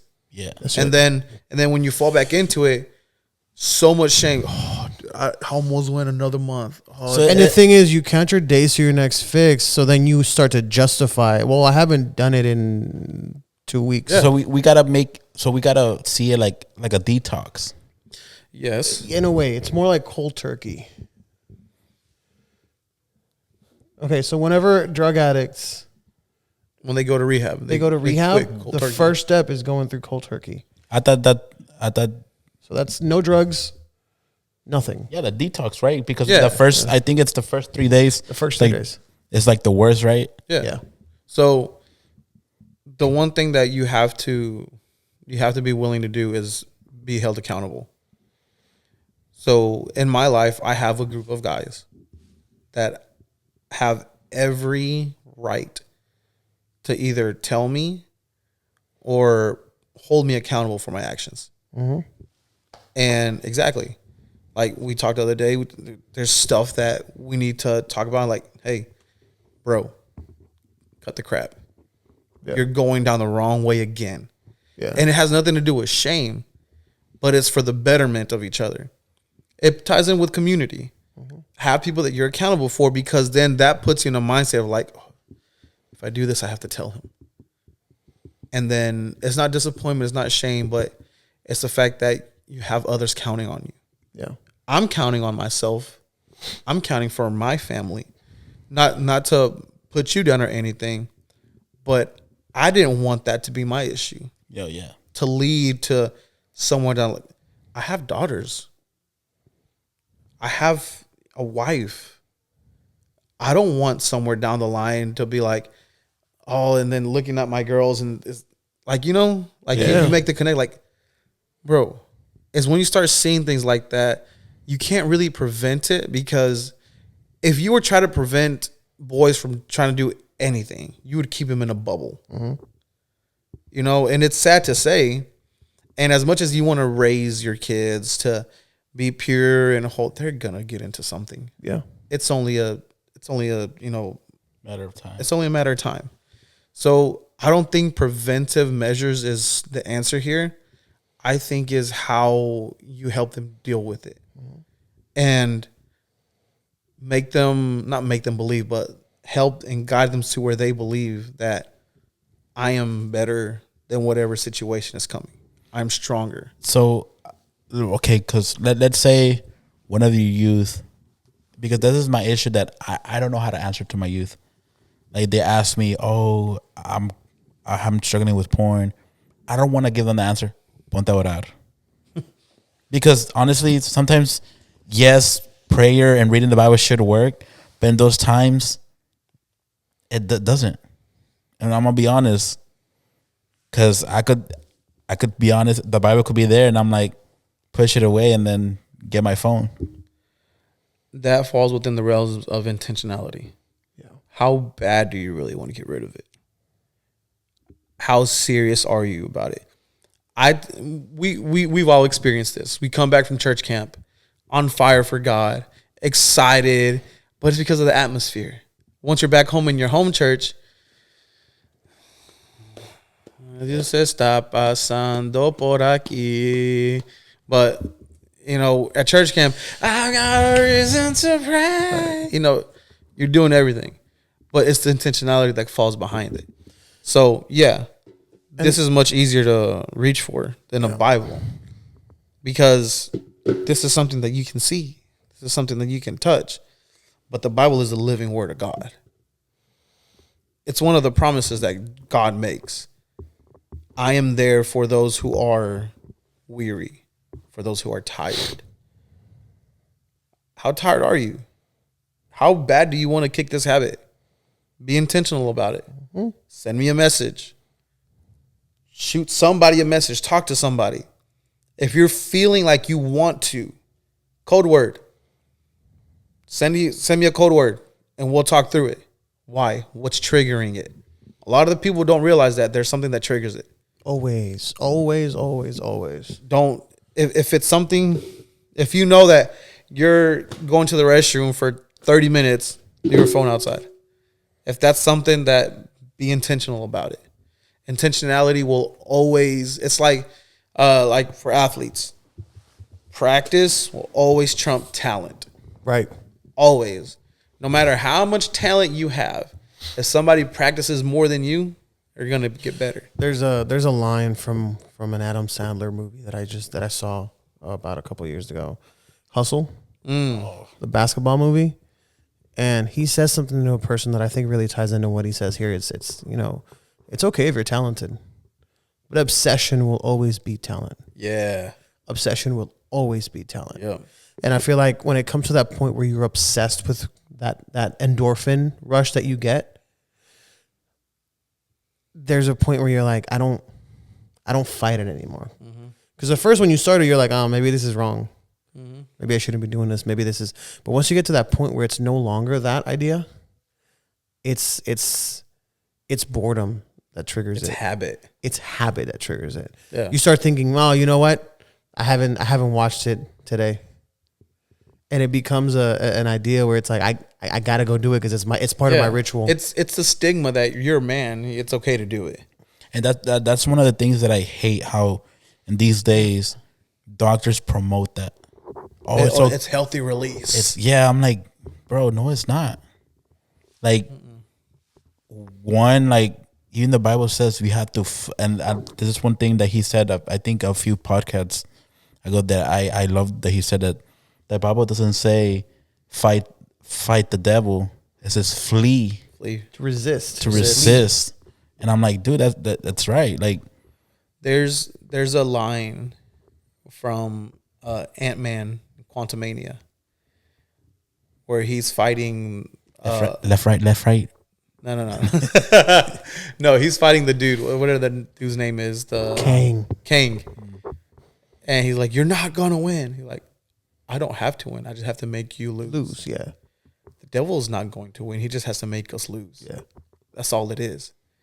And he's going to put everything in our path, everything in our way to make it easy for us to lose. And I'm telling you, the moment you decide, I'm not going to do this anymore, that's the moment you sit down in front of the TV and you got all these commercials with scantily clad women, or you open up your Instagram and you have 6 different models, and you open up TikTok, and instead of TikTok, now it's Thick Thought, you know, with 3 C's. with the 3 C's, right? Thick.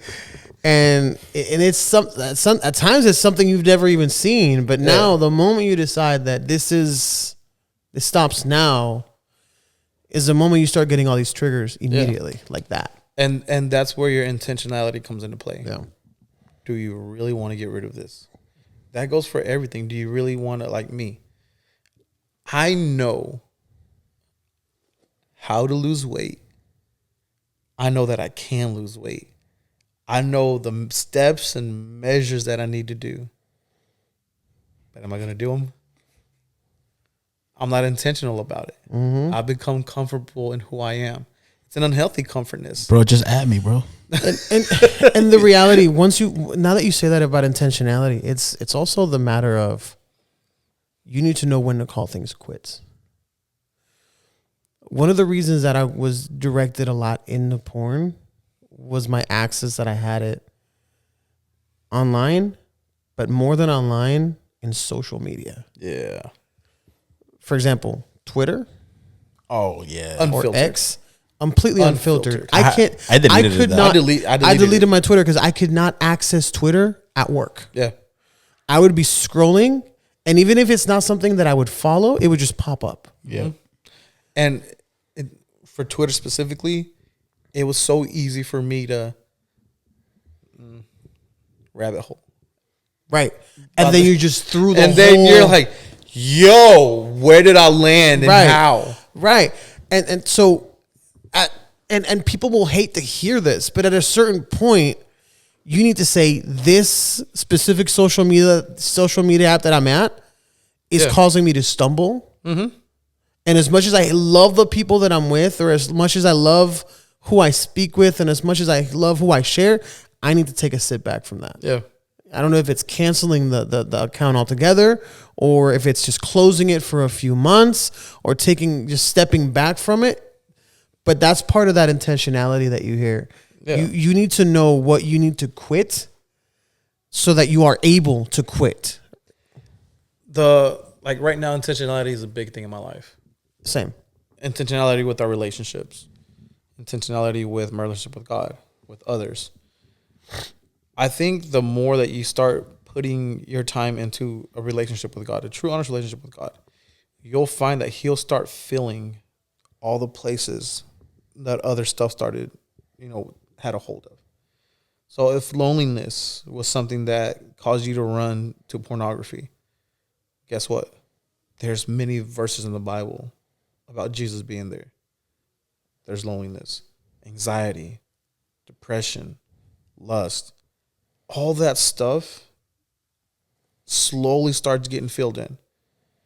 Because seek first the kingdom of heaven. And everything else will be added. Everything else will be added. Mm-hmm. Everything else will be added. Everything else will be taken away. That sounds like churchy mumbo jumbo. Pray for it. Pray about it. Mm-hmm. Yeah. Pray about it. Yeah, pray about it. But also takes the steps. Delete social media. Because faith without actions. Faith without action is dead. Delete social media. Stop talking to all these girls that you think you have a shot at with. You don't. Doesn't matter how many times you press like, they're not going to send you pictures. I'm sorry. But there's definitely steps that you can take. Instead of spending 2 hours on the phone, spend 2 hours at the gym. That's right. Go for a walk. Read a verse of the Bible. Why is it so hard to read the Bible? I'll tell you why. Because we don't understand it. No. Books have been phased out, brother. And I think the reason as to why books have been phased out is because of that. Because if we read more books, we have access to the Bible, we can read the Bible. But nowadays, instead of reading the Bible, we choose to watch The Chosen. Never seen it. I had a real issue with The Chosen at first. My issue was that they took a lot of freedom into filling in blanks that aren't necessarily there. And to me, I'm like, that's not in the Bible. Yeah.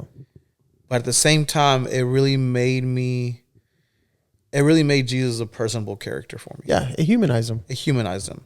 One of the things that I was talking to one of my best friends is the moment. This might be a spoiler, but we all know the story when Peter walked on water. Mm-hmm. Right. When he got to Jesus, well, he didn't get to Jesus, but when Jesus got to him, because he was, drowning, he doubted, yada yada yada. In my mind, when I hear "man of poor faith," "man of little faith," whatever he said, in my mind, I hear my old pastor saying that with disappointment. With anger. Yeah. But in the show, he said, "Oh, man of little faith."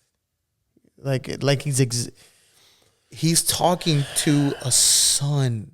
Right. It's a father emoting to a son. There's no anger.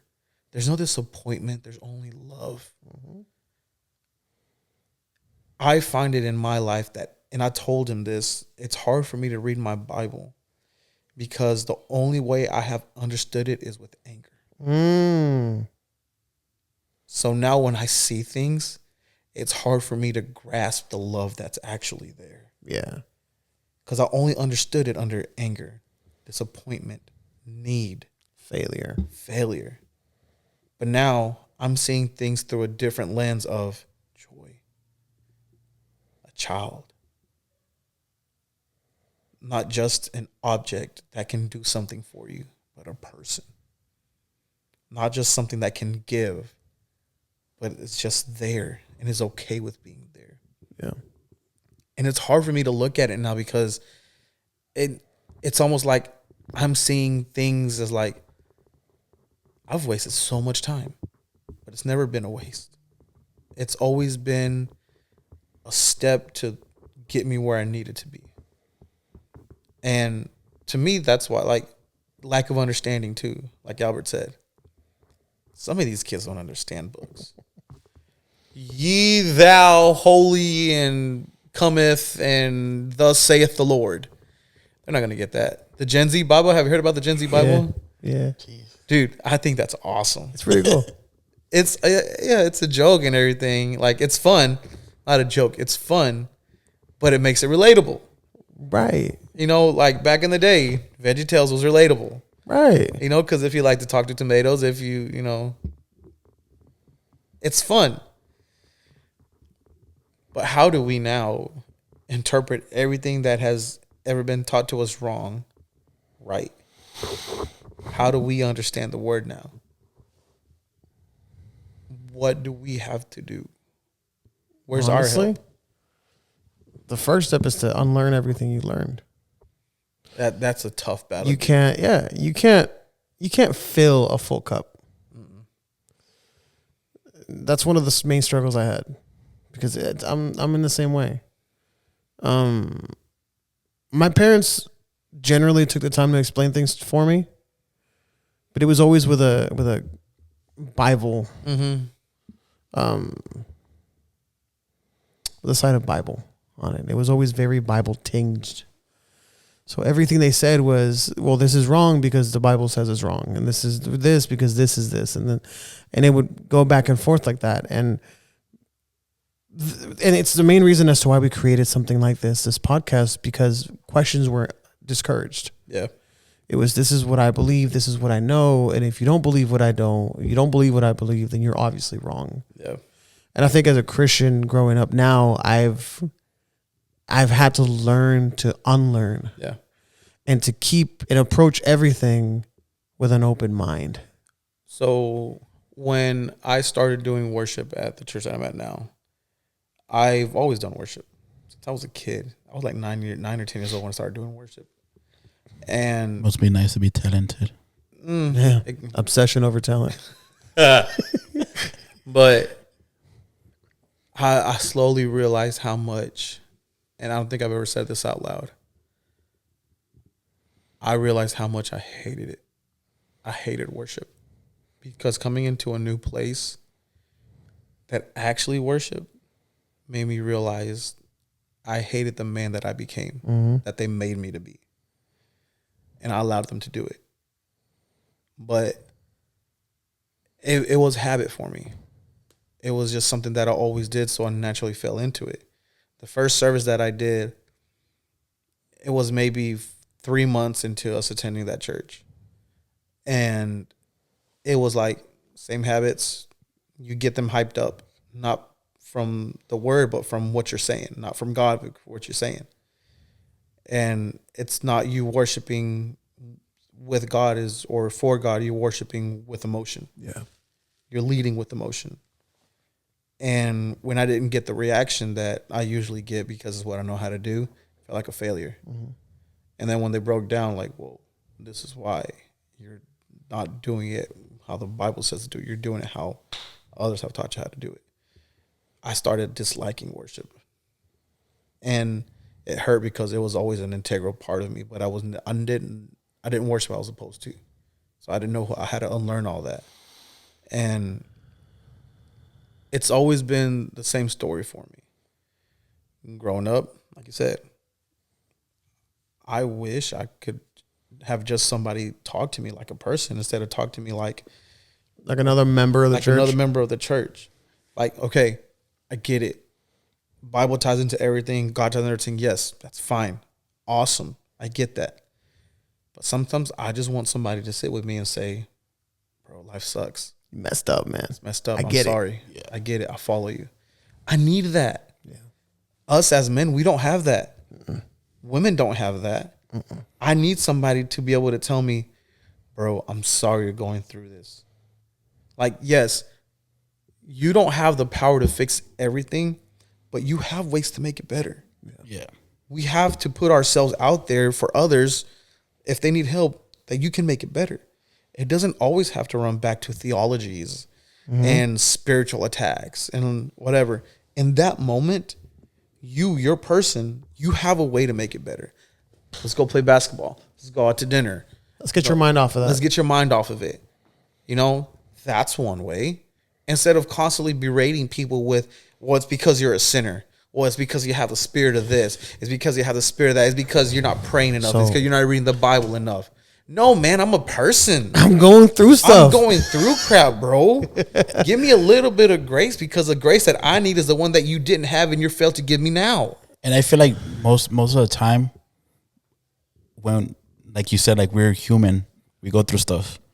But especially as man, I'm talking about myself. I bottle all that out. Yeah. So As men, I don't think we're really allowed to grieve as much as we want, or to feel some type of way as much as we want, for fear of being told that we're being weak or soft. Or We don't have time for it. yeah, because, like, I would say some part of, so for example, whenever I was in my uncle's church, I was in sin. I was in the worship team, but 5 minutes before I was doing something I wasn't supposed to. Yeah. So that got to me that I'm like, you know what? I want to change. But one, I didn't know how. I didn't know what steps to take. So I talked to my uncle. I'm like, hey, I'm stepping down. He's like, why? It's like, because I want to step down. I know I'm not in the right place to be in the pulpit singing, worshiping, while 5 minutes before service I was doing something. yeah. He didn't get it because I didn't tell him, because they didn't open up. So that, instead of helping me, pushed me away from church. So years pass. I still haven't learned how to open up. JOVA, I think he's the first person I've told some stuff. Yeah, bro. We can never break up as friends, bro. Yeah, I know too much. I got so much dirt on you. legit. He knows stuff. None of us can break up as friends. My y'all. sister don't even know, and I tell my sister everything. But for example, when my mom passed, to this day I do not know why. When my mom passed, everyone hugged my dad and my sister, but no one hugged me, and I resented. Yeah, you said it right. So I was like, okay. And at the time I was married, and my ex, instead of helping, she didn't help it because at that time we went to my uncle's church for not her velada, but for a service dedicated for my mom.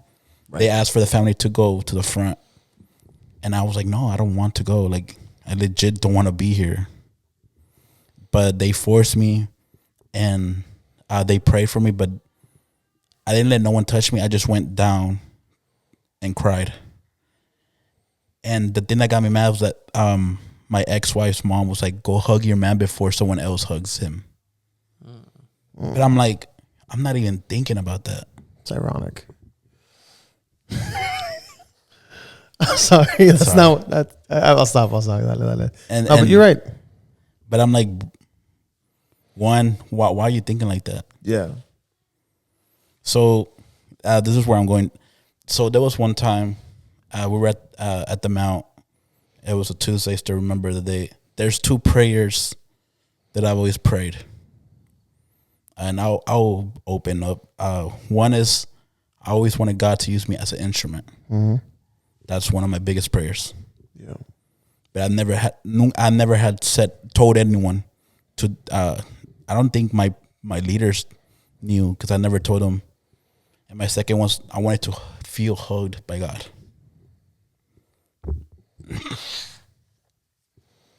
Let it, bro. Let it out. So, sorry. It's okay, puppy. It's okay.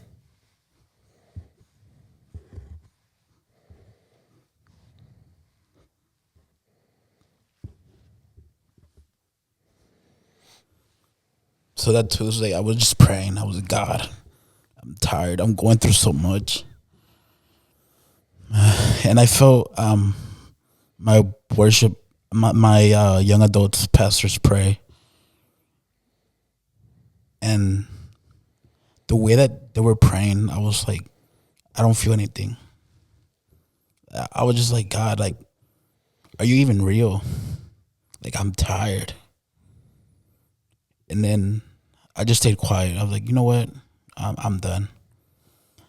And my young adult pastor, wife, Nancy, she was like, she was just praying over me. And she was like, God hears your prayers.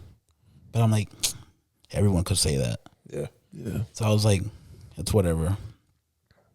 And then she was like, God knows that you want to be used as an instrument. I broke down. Dang. Because I was like, I never told her. And I was like, okay, that's one prayer. And then out of nowhere, I hear Danny. She called her husband, Danny, hug him. Because God says that he needs a hug. And I was just like, cried. I'm like, it's so hard for me to open up. Because, like, I know JOVA plays a lot. But I do have abandonment issues. Because, you know, the stuff I've been through. Mm-hmm. Yeah. And that's the thing that's the reason why I wanted this podcast. Because there's so many times that we go through issues, but we don't know how to open up as men. Yeah. Yeah. All my life, I didn't have anybody to look out to as an example, to open up. There was a part of my marriage where it was over. It was done. And the only thing that I can say is that it's God that we're still here. That's the reason why we're still. It's all because of God. But I didn't know how to deal with anything other than just by myself. So I would come home from work and my wife would be in a good mood and I'd be just be in a foul mood. Work and issues and stuff like that. And you tell me, what's wrong? Nothing. I just need to be by myself. That's all I knew. I didn't know how to talk to anybody. I don't know how to communicate with anybody. I didn't know what emotions were. I knew anger. I knew fear. I knew jealousy. I didn't know what it was to talk to somebody. I prayed so many times. So my firstborn daughter, she was born a month early. My wife had to go in for an emergency C-section because my daughter her heart rate was slowing down. Her lungs weren't working. They said, we either operate now or you lose her. And in that moment, I prayed, God, don't let this happen again. Because what people don't know is that 2 years prior, I had already lost one. I was in high school. Got my girlfriend pregnant. Went through all the motions, heartbeats and sonograms and names, and 6 months later, gone. What they didn't know was that whole time I struggled with believing that there was a God, because I saw my daughter in a box with tubes and needles coming out of her. And I told him, why? Why are you doing this to me? Why are you letting this happen? The doctor said her lungs aren't working. She might not ever speak. She might not ever be able to play sports or do this or do that because her lungs aren't going to develop properly. And I sat there and I prayed. And I was angry. I said, God, why? Why are you doing this to me? If this is really your doing, let me know. If this is really what you want to do with my life, then give me something. I walked away. I didn't step 10 feet away, and I heard a cry. Loud cry, piercing through everything. And in that moment, the Spirit told me, I know it was a Spirit. I know I wasn't going mad. The Spirit told me, she cries out for you like I cry out for you. And that's why I have this right here. Just breathe. That was my prayer for a month. Baby, just breathe. That's all I want you to do is just breathe. Whenever she's upset, whenever she's mad, whenever she's having a hard time, I look at her and I tell her, breathe.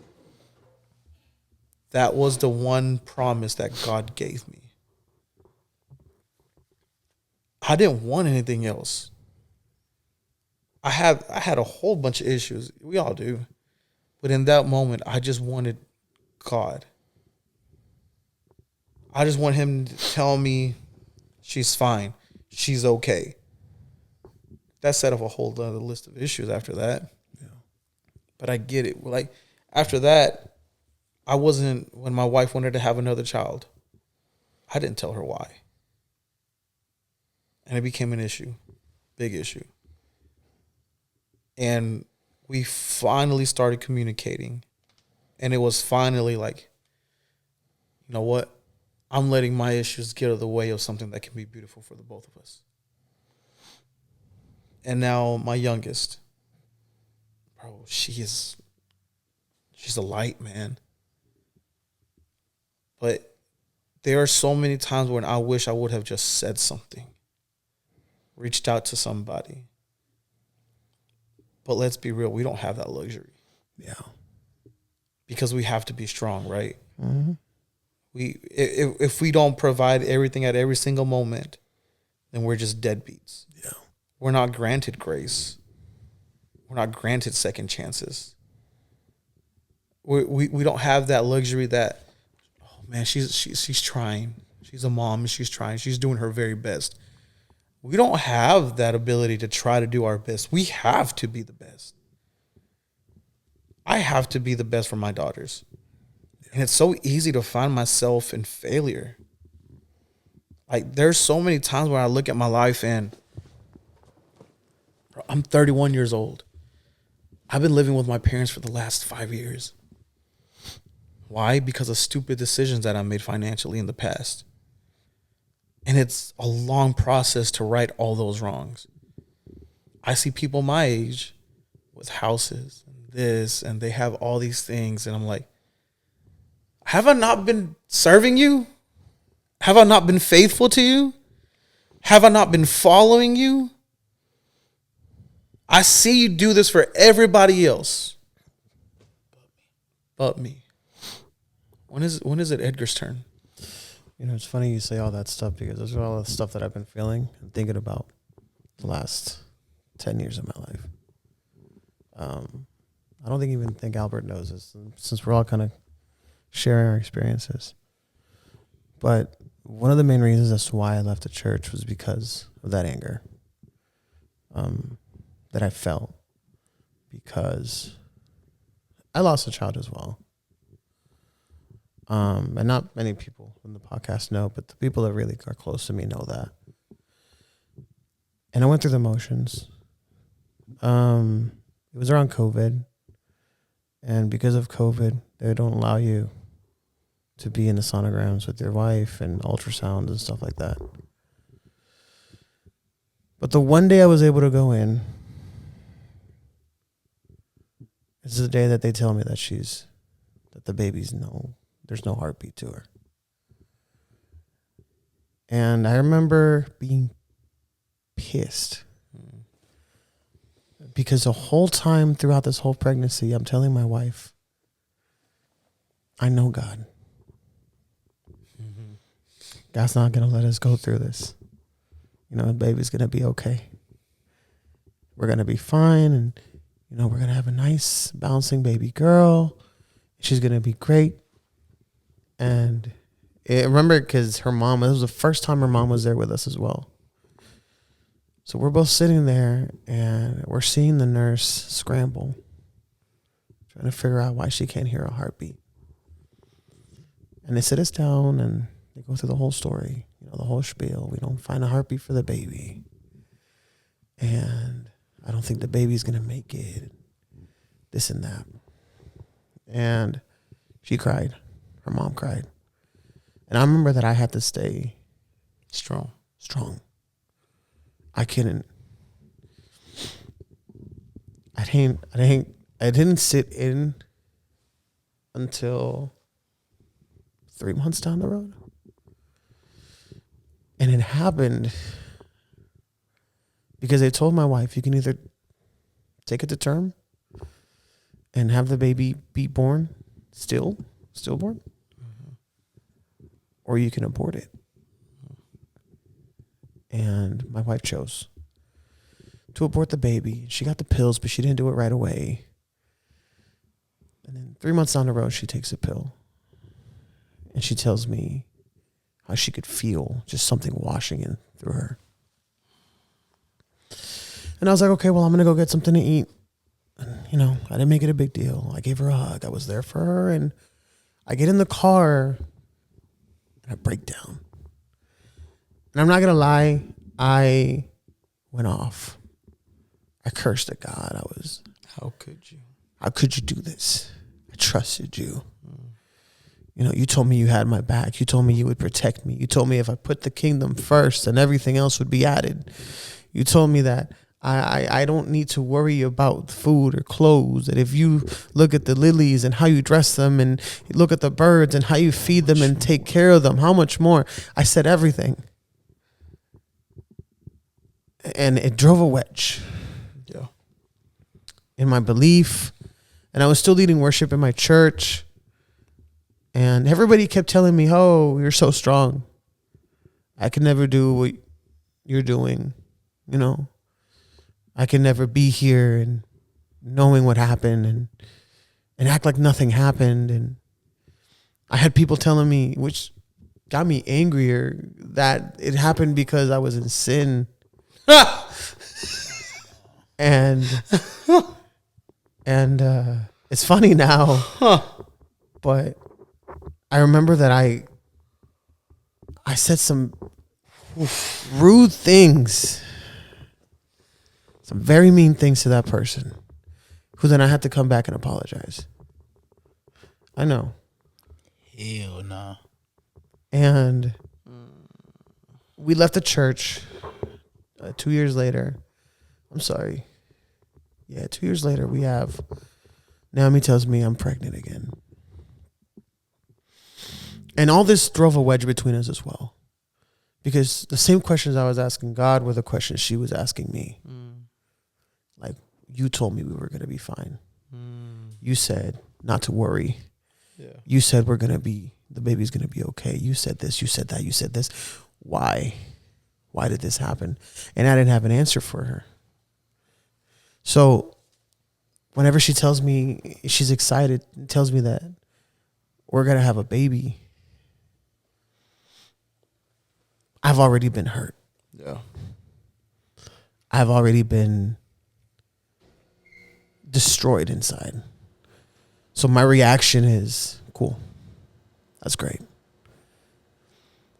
And to this day, I think she still feels a little bit off about that.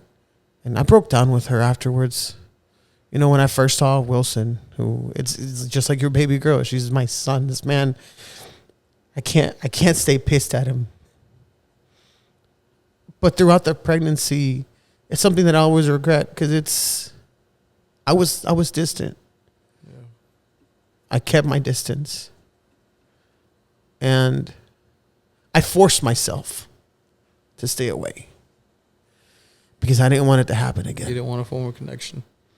Because if I lost another child like that, I don't know what I would do with myself. So when he was born, the first few months, it was like that as well.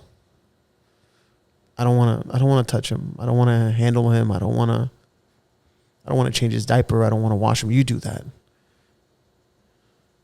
And it wasn't until I was invited back to church from my dad. My dad invited me to a campaña. And we met this man who became a mentor to me. His name is Ramon Otero. This man, it's funny the way he got me back into church because he asked me to translate for him. But while he's preaching, I could feel literally like God is, you ever like ran out of ketchup?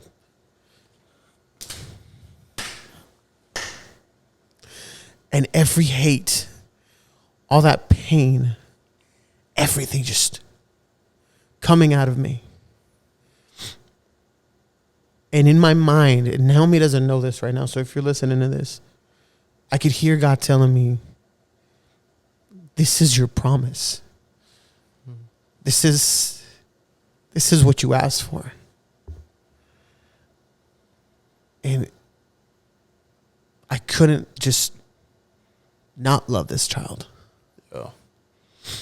So my kids all know that we lost a baby, you know. So sometimes we'll get a question from my daughter and everything because we already knew it was the sex. We already had the name. So I don't know where my daughter will be like, oh, I wonder how Zoe's doing, you know, and stuff like that. And I always tell her, no, she's fine. She's with God, you know. But I'll never forget that time where it was like I feel like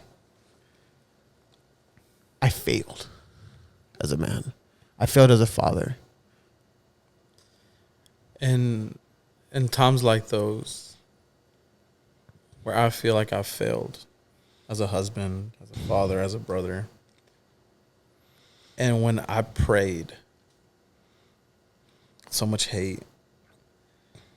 Now I look back and I realized this isn't me trying to make anything over spiritual or whatever. But I realized that it wasn't because before I was praying, you know, for something that was unreachable. I wasn't praying the right way. David prayed for God to save his son. He banged on his chest. And he humbled himself. And he cried. And when they told him He's gone. Word says that he raised himself, changed his clothes, and worshipped. Yeah. I don't know if I could have done that. Not me, man. But that leads me to believe to something that was spoken by our pastor one day. And it brought it into perspective very well, very easily. Is that prayer isn't for us to ask God for things. Prayer isn't for us to get God to do what we want. Prayer is to align our will with God's will. That's what David did. He prayed, and when God made his decision, yes, sir, your will is my will. My will is yours. He worshiped. And you know, it's funny you say that, because my dad's message last Sunday or yesterday was something about that. And he was saying how his words were, you know why Jesus was crucified in the cross? And the first thing he says is, Father, forgive them, for they do not know what they did. They know what they did. They know what they were doing. But just like how Abraham intervened for Lot, Yeah. how Moses didn't. He's saying, I'm pretty sure that if Moses had intervened for the people on earth, God would have said, you know what? Let's forgive them. Let's work on them. And I feel like as a believer, we tend to lose that sight. That God is hearing, God is listening. God is paying attention to us. And I don't know. I think a lot of that has to do is because we have never seen God as a tangible something. When I was growing up, I didn't see God as my father, because the way they painted him for me wasn't a fatherly figure. It was an almighty wrath and destruction, and you do as I say, or you get destroyed. I didn't have a relationship with God. I had a fear of God. Right. I wasn't raised to, fear God as a father. I was raised to fear him as a destroyer, an almighty monster. As a monster. Like, yeah, I knew the Bible and I knew the stories and I knew 10 Commandments, but I didn't have no application. I didn't have no reality. I didn't have a way to put that into my life. All I had was do right or you're going to hell. Okay, cool. So that's the loving Father? That's the God y'all are preaching to me? So what are you trying to teach me? Well, what exactly, how are you helping me become a man? How am I doing right? How am I doing right? What are y'all providing for me? What is this doing to my mental, my spiritual? This isn't love, this is fear. What are you doing for me? How do I get to experience a father's love, a father's hug, when I don't know who my father is? We weren't taught that. We weren't. And this is something that I've had to work through, is something called an orphan spirit. Is not knowing who your father is and seeing yourself as an orphan. Bro, I can wholeheartedly tell you right now that as I stand 10 toes down, God is my father. Mm-hmm. I've never needed. You put that into perspective for me, because you're right. As an orphan, you don't know where your home is. You don't know where you belong. You don't know where you fit in. That's what I've been feeling. That's what I see. And I feel like in a way, you have to know who your father is. Absolutely. Who is God? To you, God may be somebody totally different based on your needs at the moment. God may be your healer right now. Right now, God is my provider. Right now, God is your shelter. It's the same God. It's the same Father. Above all else, he's Father. Above all else. When are we going to start believing that? Because when my child, and I made this reference yesterday during youth service, when Sophia asked me, Dad, I'm hungry, am I going to give her a rock and say, here, figure it out? No. She trusts me to provide for her. She trusts me to nurture her. She trusts me to keep her safe. We trust God for all these things, but we don't trust him with our eternity, with our salvation. Because if I really trust God, I trust him with everything. I trust him to provide financially, spiritually, emotionally, in the flesh, with people, community. But then the other side of that coin, am I in financial covenant with God? Am I in emotional covenant with God? Am I in spiritual covenant with God? Because in order for me to receive what God has to offer, I have to be willing to give up what he calls for me. And I know that a lot of times it's hard to be a father when you don't know what being a son is. Mm-hmm. Yeah. It's hard for me to exactly know how to be a dad when I haven't seen that. I have a dad. Yeah. A dad that provided for me. That's it. He provided for me. Yeah. He didn't sit down emotionally with his son when this happens. No. And I had a great dad. But the way that I wanted a father. Not even the way that you wanted a father, the way you needed. The way I needed a father, exactly. A father. Thank you. And so I have to break cycles. I have to break curses, because curses and cycles that I break are something that my children don't deal with. You got to worry about it. I will be darned if they feel like they don't have somebody that they can turn to and talk to. Yeah. I'm not going to sit here and raise them on fear. I'm going to raise them on love. But how can I be a father when I don't know what it is to be a son? This isn't something that... How can you break a curse that you don't even know it's... What are we praying for nowadays, man? What are we looking for? What do we strive for? What do we want? I hate it when I hear stories and testimonies about how hurt people are and how messed up people are because of the fault of others.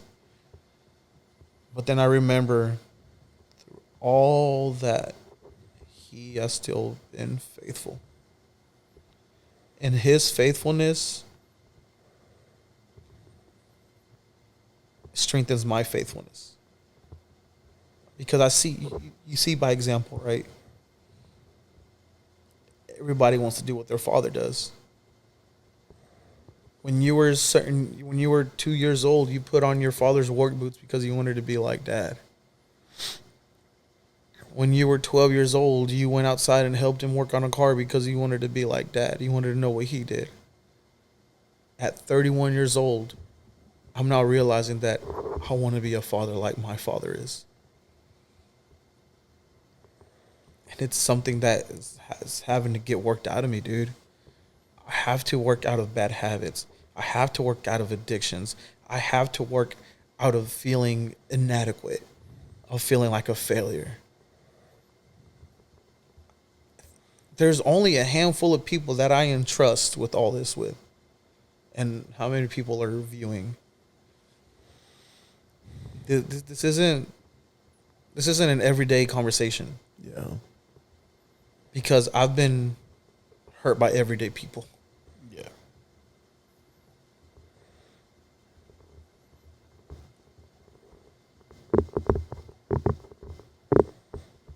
Life sucks. Sometimes. And that's the truth. There isn't no theology behind it right now. There isn't no. Sometimes life sucks. But if there's one thing that I've learned that was confirmed yesterday, is that I know that this far, God has won every battle. Mm-hmm. So I don't worry about tomorrow's battle. I don't worry about what tomorrow holds. Because I know who holds tomorrow. Sorry, I didn't mean to go Peppa Pig. No, it's something, you know, but it's hard to believe that sometimes, man. It's hard to believe that there's a plan for everything. We've all been there. Yeah. This isn't new to us. But things get better. They do get better. Man.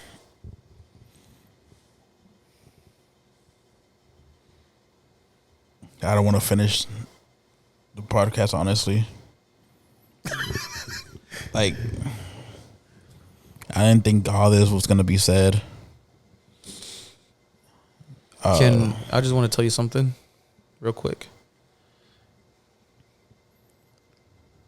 Thank you for your obedience. That's right. Not him right now, for you. Thank you for your obedience. Because you listened and you were willing to do what others wanted to do. But you, out of everybody, trusted. Thank you for trusting us. Mm-hmm. Thank you for taking what God has placed in your hand and make something out of it. Even if this isn't freaking impulsive or the Joe Rogan experience, you've done what God asked you to do, and thank you. Love you, man. I keep telling him, man. This is like, man, this is God. This is God. It's nothing else except God, man. And you say, I know I joke a lot with you about, you know, about our traumas and stuff that we've been through. But I feel like at a certain point, that's why we're in this together. And the fact that you're doing this is you dealing with that trauma. Yeah. Is God helping you through it, man? And I'm just glad to be here for the ride, man. Yeah, dude. I'm glad to be here and see your growth. I see the way that you are with people now. I see how extroverted you are. And, you know, I see that you're the type of person that believes in leaving the place better than when you found it. And I feel like you do that with me. You do that with the people that are around you. You leave us better than when the way you found us. And that's not you necessarily, but it's God working through you. And I agree. I agree with what Edgar's saying, man. You're kicking butt, taking names. I don't know if this makes any sense. And I understand that there's some abandonment issues. But as much as you are afraid of being abandoned, I think you're more afraid of being loved.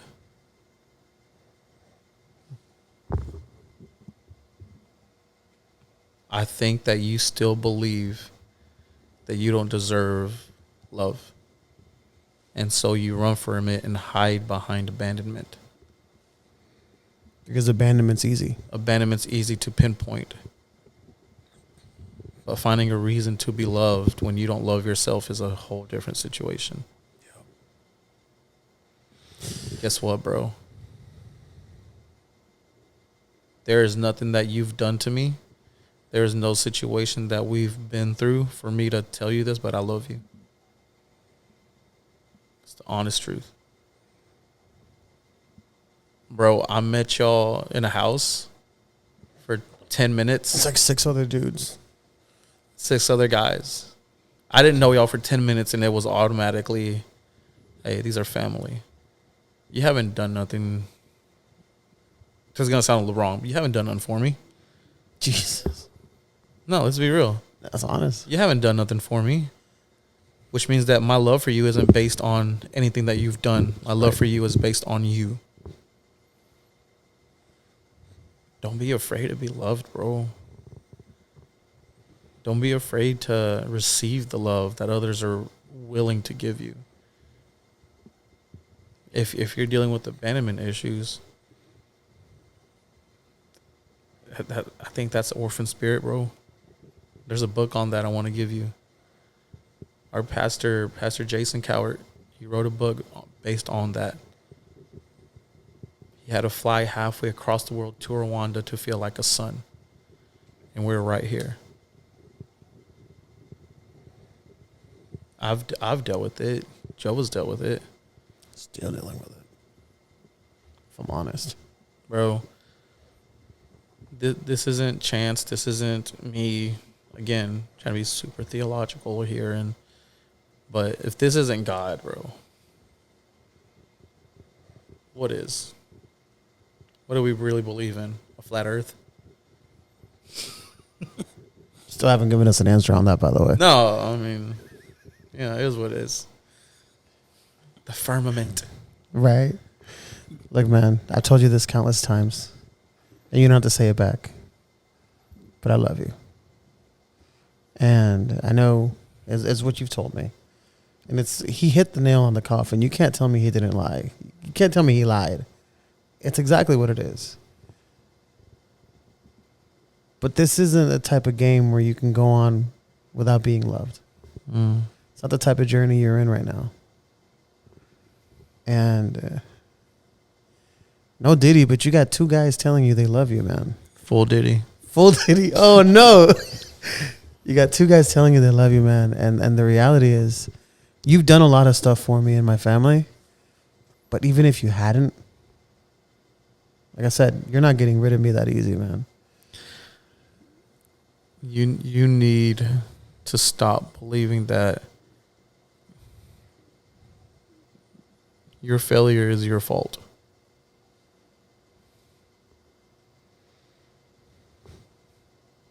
You need to stop believing that you are the failure that causes everything to happen. Right. I know what it's like to be in that place. It's not a good place. Yeah.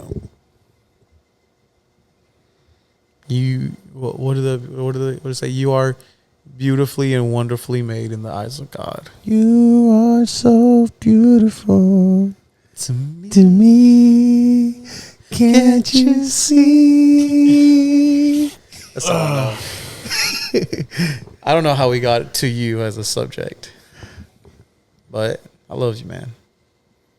Look at me. Look at me when I tell you his this. eyes. Sounds so weird.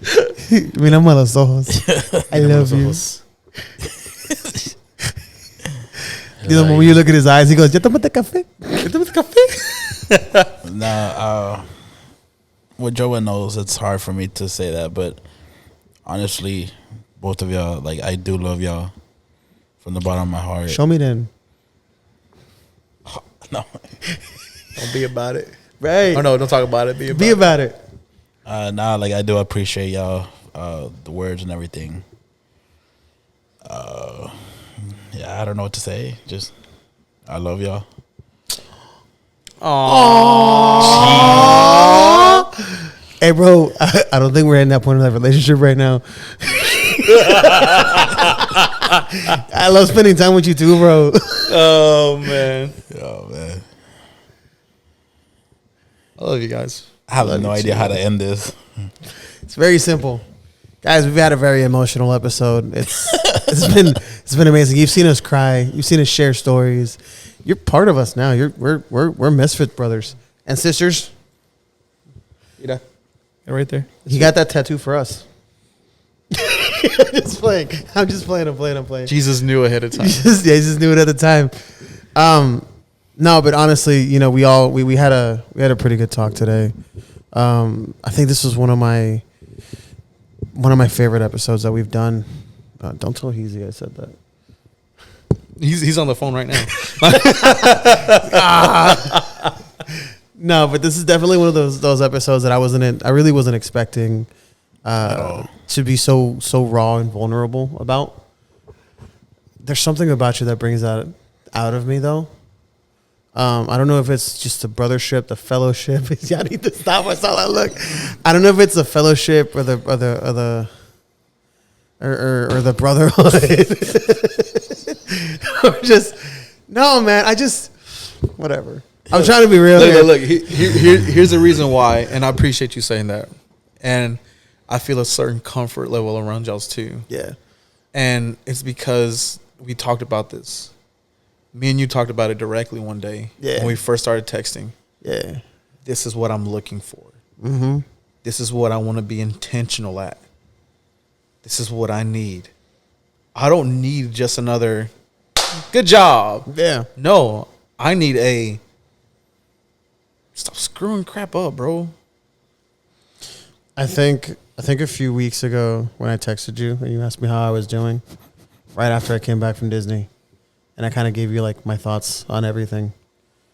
And I told you some words. I said you're like the big brother I never had.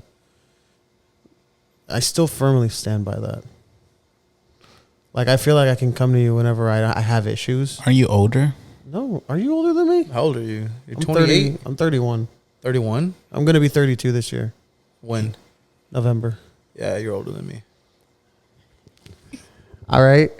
So, okay. Either way. I turned 31 in May. Whatever. You're not that much older than me. Whatever. Well, there goes that. I'm 27. Why'd you have to do that? You bursted my bubble. But I still firmly believe that. I feel like I can come to you not only for that's probably it. Not only for the bad stuff, but I can come to you for the good stuff as well. You know what I mean? Wrong timing. Terribly wrong timing. 100% wrong timing. And the same thing with Albert. Like, I feel like I can come to Albert with anything that I need. There's times where I've hit up Albert like I'm freaking out, and you know, this man's been like, hey, chill. First off, how do we fix it? What do you need? And it's come to the point where I Albert will hear me and my wife talking, and then we'll go off, and my wife will stay behind, either taking care of the kids or at the house or something, and we'll go off. And he's like, "Look, I already got it planned, and I already got this, and I'm already doing this, and it's already in the move." And I needed people like you guys in my life. Yeah. I needed. God knows, this is gonna sound sad. It's gonna sound very sad, and I said it last episode, but God knows how much I prayed for not just friends but brothers. Yeah. I have a brother. I love my brother to death. Two sisters. I have a brother and I have a sister. Two sisters. I have a sister. I have a brother and I have a sister. And I love them both to death. And I have a good relationship with both of them. But not a relationship like I have with you guys. And I don't know if that's sad or what, but I'm just glad that I have that relationship with you guys to where I can come to you and say, I messed up. And I know that it's not going to be a... Otra vez. You know that's a sin, you know? I know it's not going to be like that. I know it's going to be more of a, look, man, let's figure this out. Bro, I told you not to How go can to I that help? gay bar. That's the only place I was going to meet you at. I don't know what you're talking about. That's where we met. What are you talking about? Uno reverse.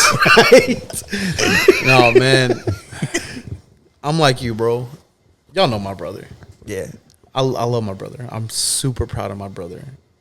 I'm happy for him. And he has a particular spot in my life where that's his role in my life. Mm-hmm. You know, but then there's other people that fit different roles in my life. Yeah. You know, not to minimize his role because that's my blood brother.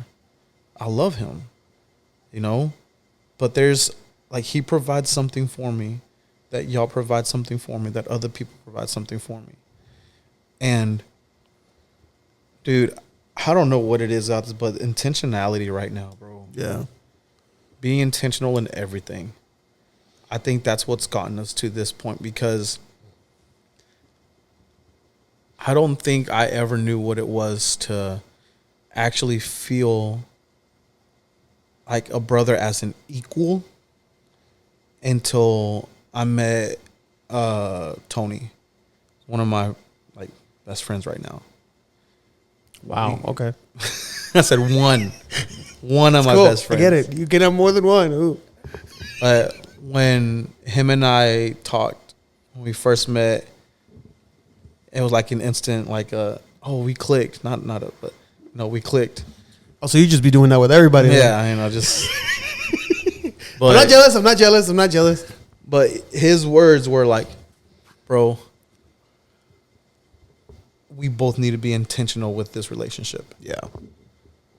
And that set off an avalanche of, okay, so it's not impossible for you to find people, just like sometimes in the movies, and you're like, oh, we're such good friends, and we're gonna do everything together, and like that's not impossible. But we are such good friends. But we're we such do good everything friends together.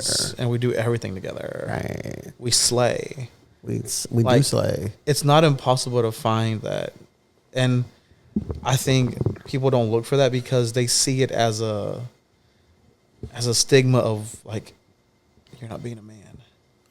So once I learned that I have to be intentional with my friendships, that was an avalanche. Oh yeah, It's absolutely. everything else. Absolutely. So if I have to be intentional with my friendships, then I have to be intentional with my relationships at home. Then I have to be intentional with my wife. I have to be intentional with my kids. I have to be intentional with everything that I do, and that's what I'm learning now. It's helped so much more in my relationship with my wife. The fact that I am intentional with her, and the fact that instead of just jumping back and arguing with her, I'm like, oh, let's talk about it. That's something Let's that sit down and yeah, wife and I right now, we're in a great place communicating. We have our slip ups and stuff, whatever attitudes and in the moment, but communication wise right now, intentionality has been everything, bro. And it's like, okay, so Sunday mornings before I go play, I text y'all. Hope y'all have a good day, a blessed day. Because even if we haven't talked at all that week, I want y'all to know that y'all mean everything to me. And I always pray for y'all.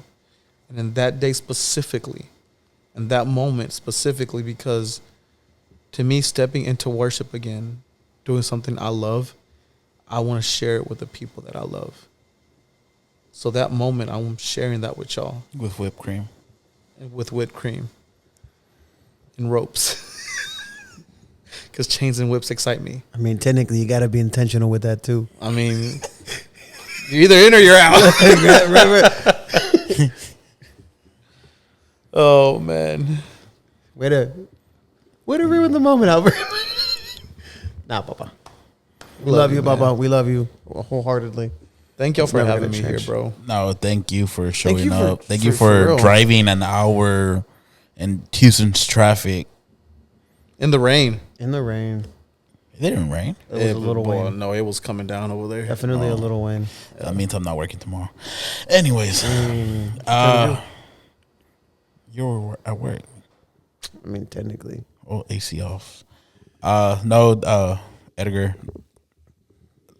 Thank you, honestly, for your words. Thank you for showing up. Thank you for being intentional. Thank you for always being there for us. Honestly, Absolutely, Yeah, man. for real. Thank you for receiving it. Thank you for being good friends, too. For being good brothers. Because I could shell this out all day, but if you don't receive it, it means nothing. Yeah. Thank you.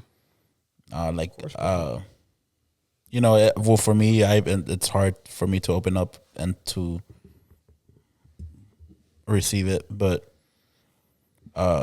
maybe we don't talk as much. Maybe I don't say it as much to both of y'all.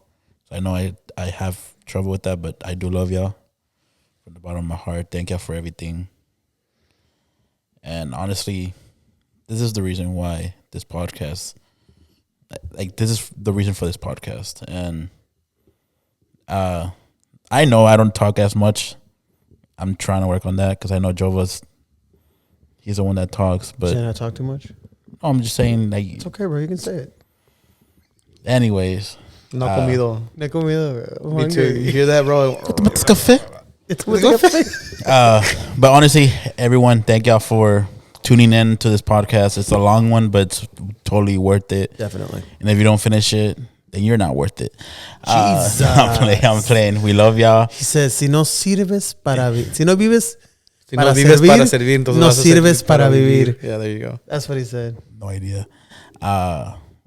He goes to Disney one time. Right. And he thinks he's better than everybody else, man. I'm gonna cut it short. If you're looking for a church, attend to your nearest church. It don't have to be this church or Jova's church, or even it could be any church. Just seek God. Go to my church. Just seek God. Find community. Yeah. Find a community, definitely. Find a community. And be intentional about that Yes. community. But we're always praying for you. If you have a prayer request, where my DMs are always open, Jova's DMs are always open. Edgar, Absolutely, dude. We're- Tag me below. Put my handle down. Yeah. we're willing to pray for you. We're here to help.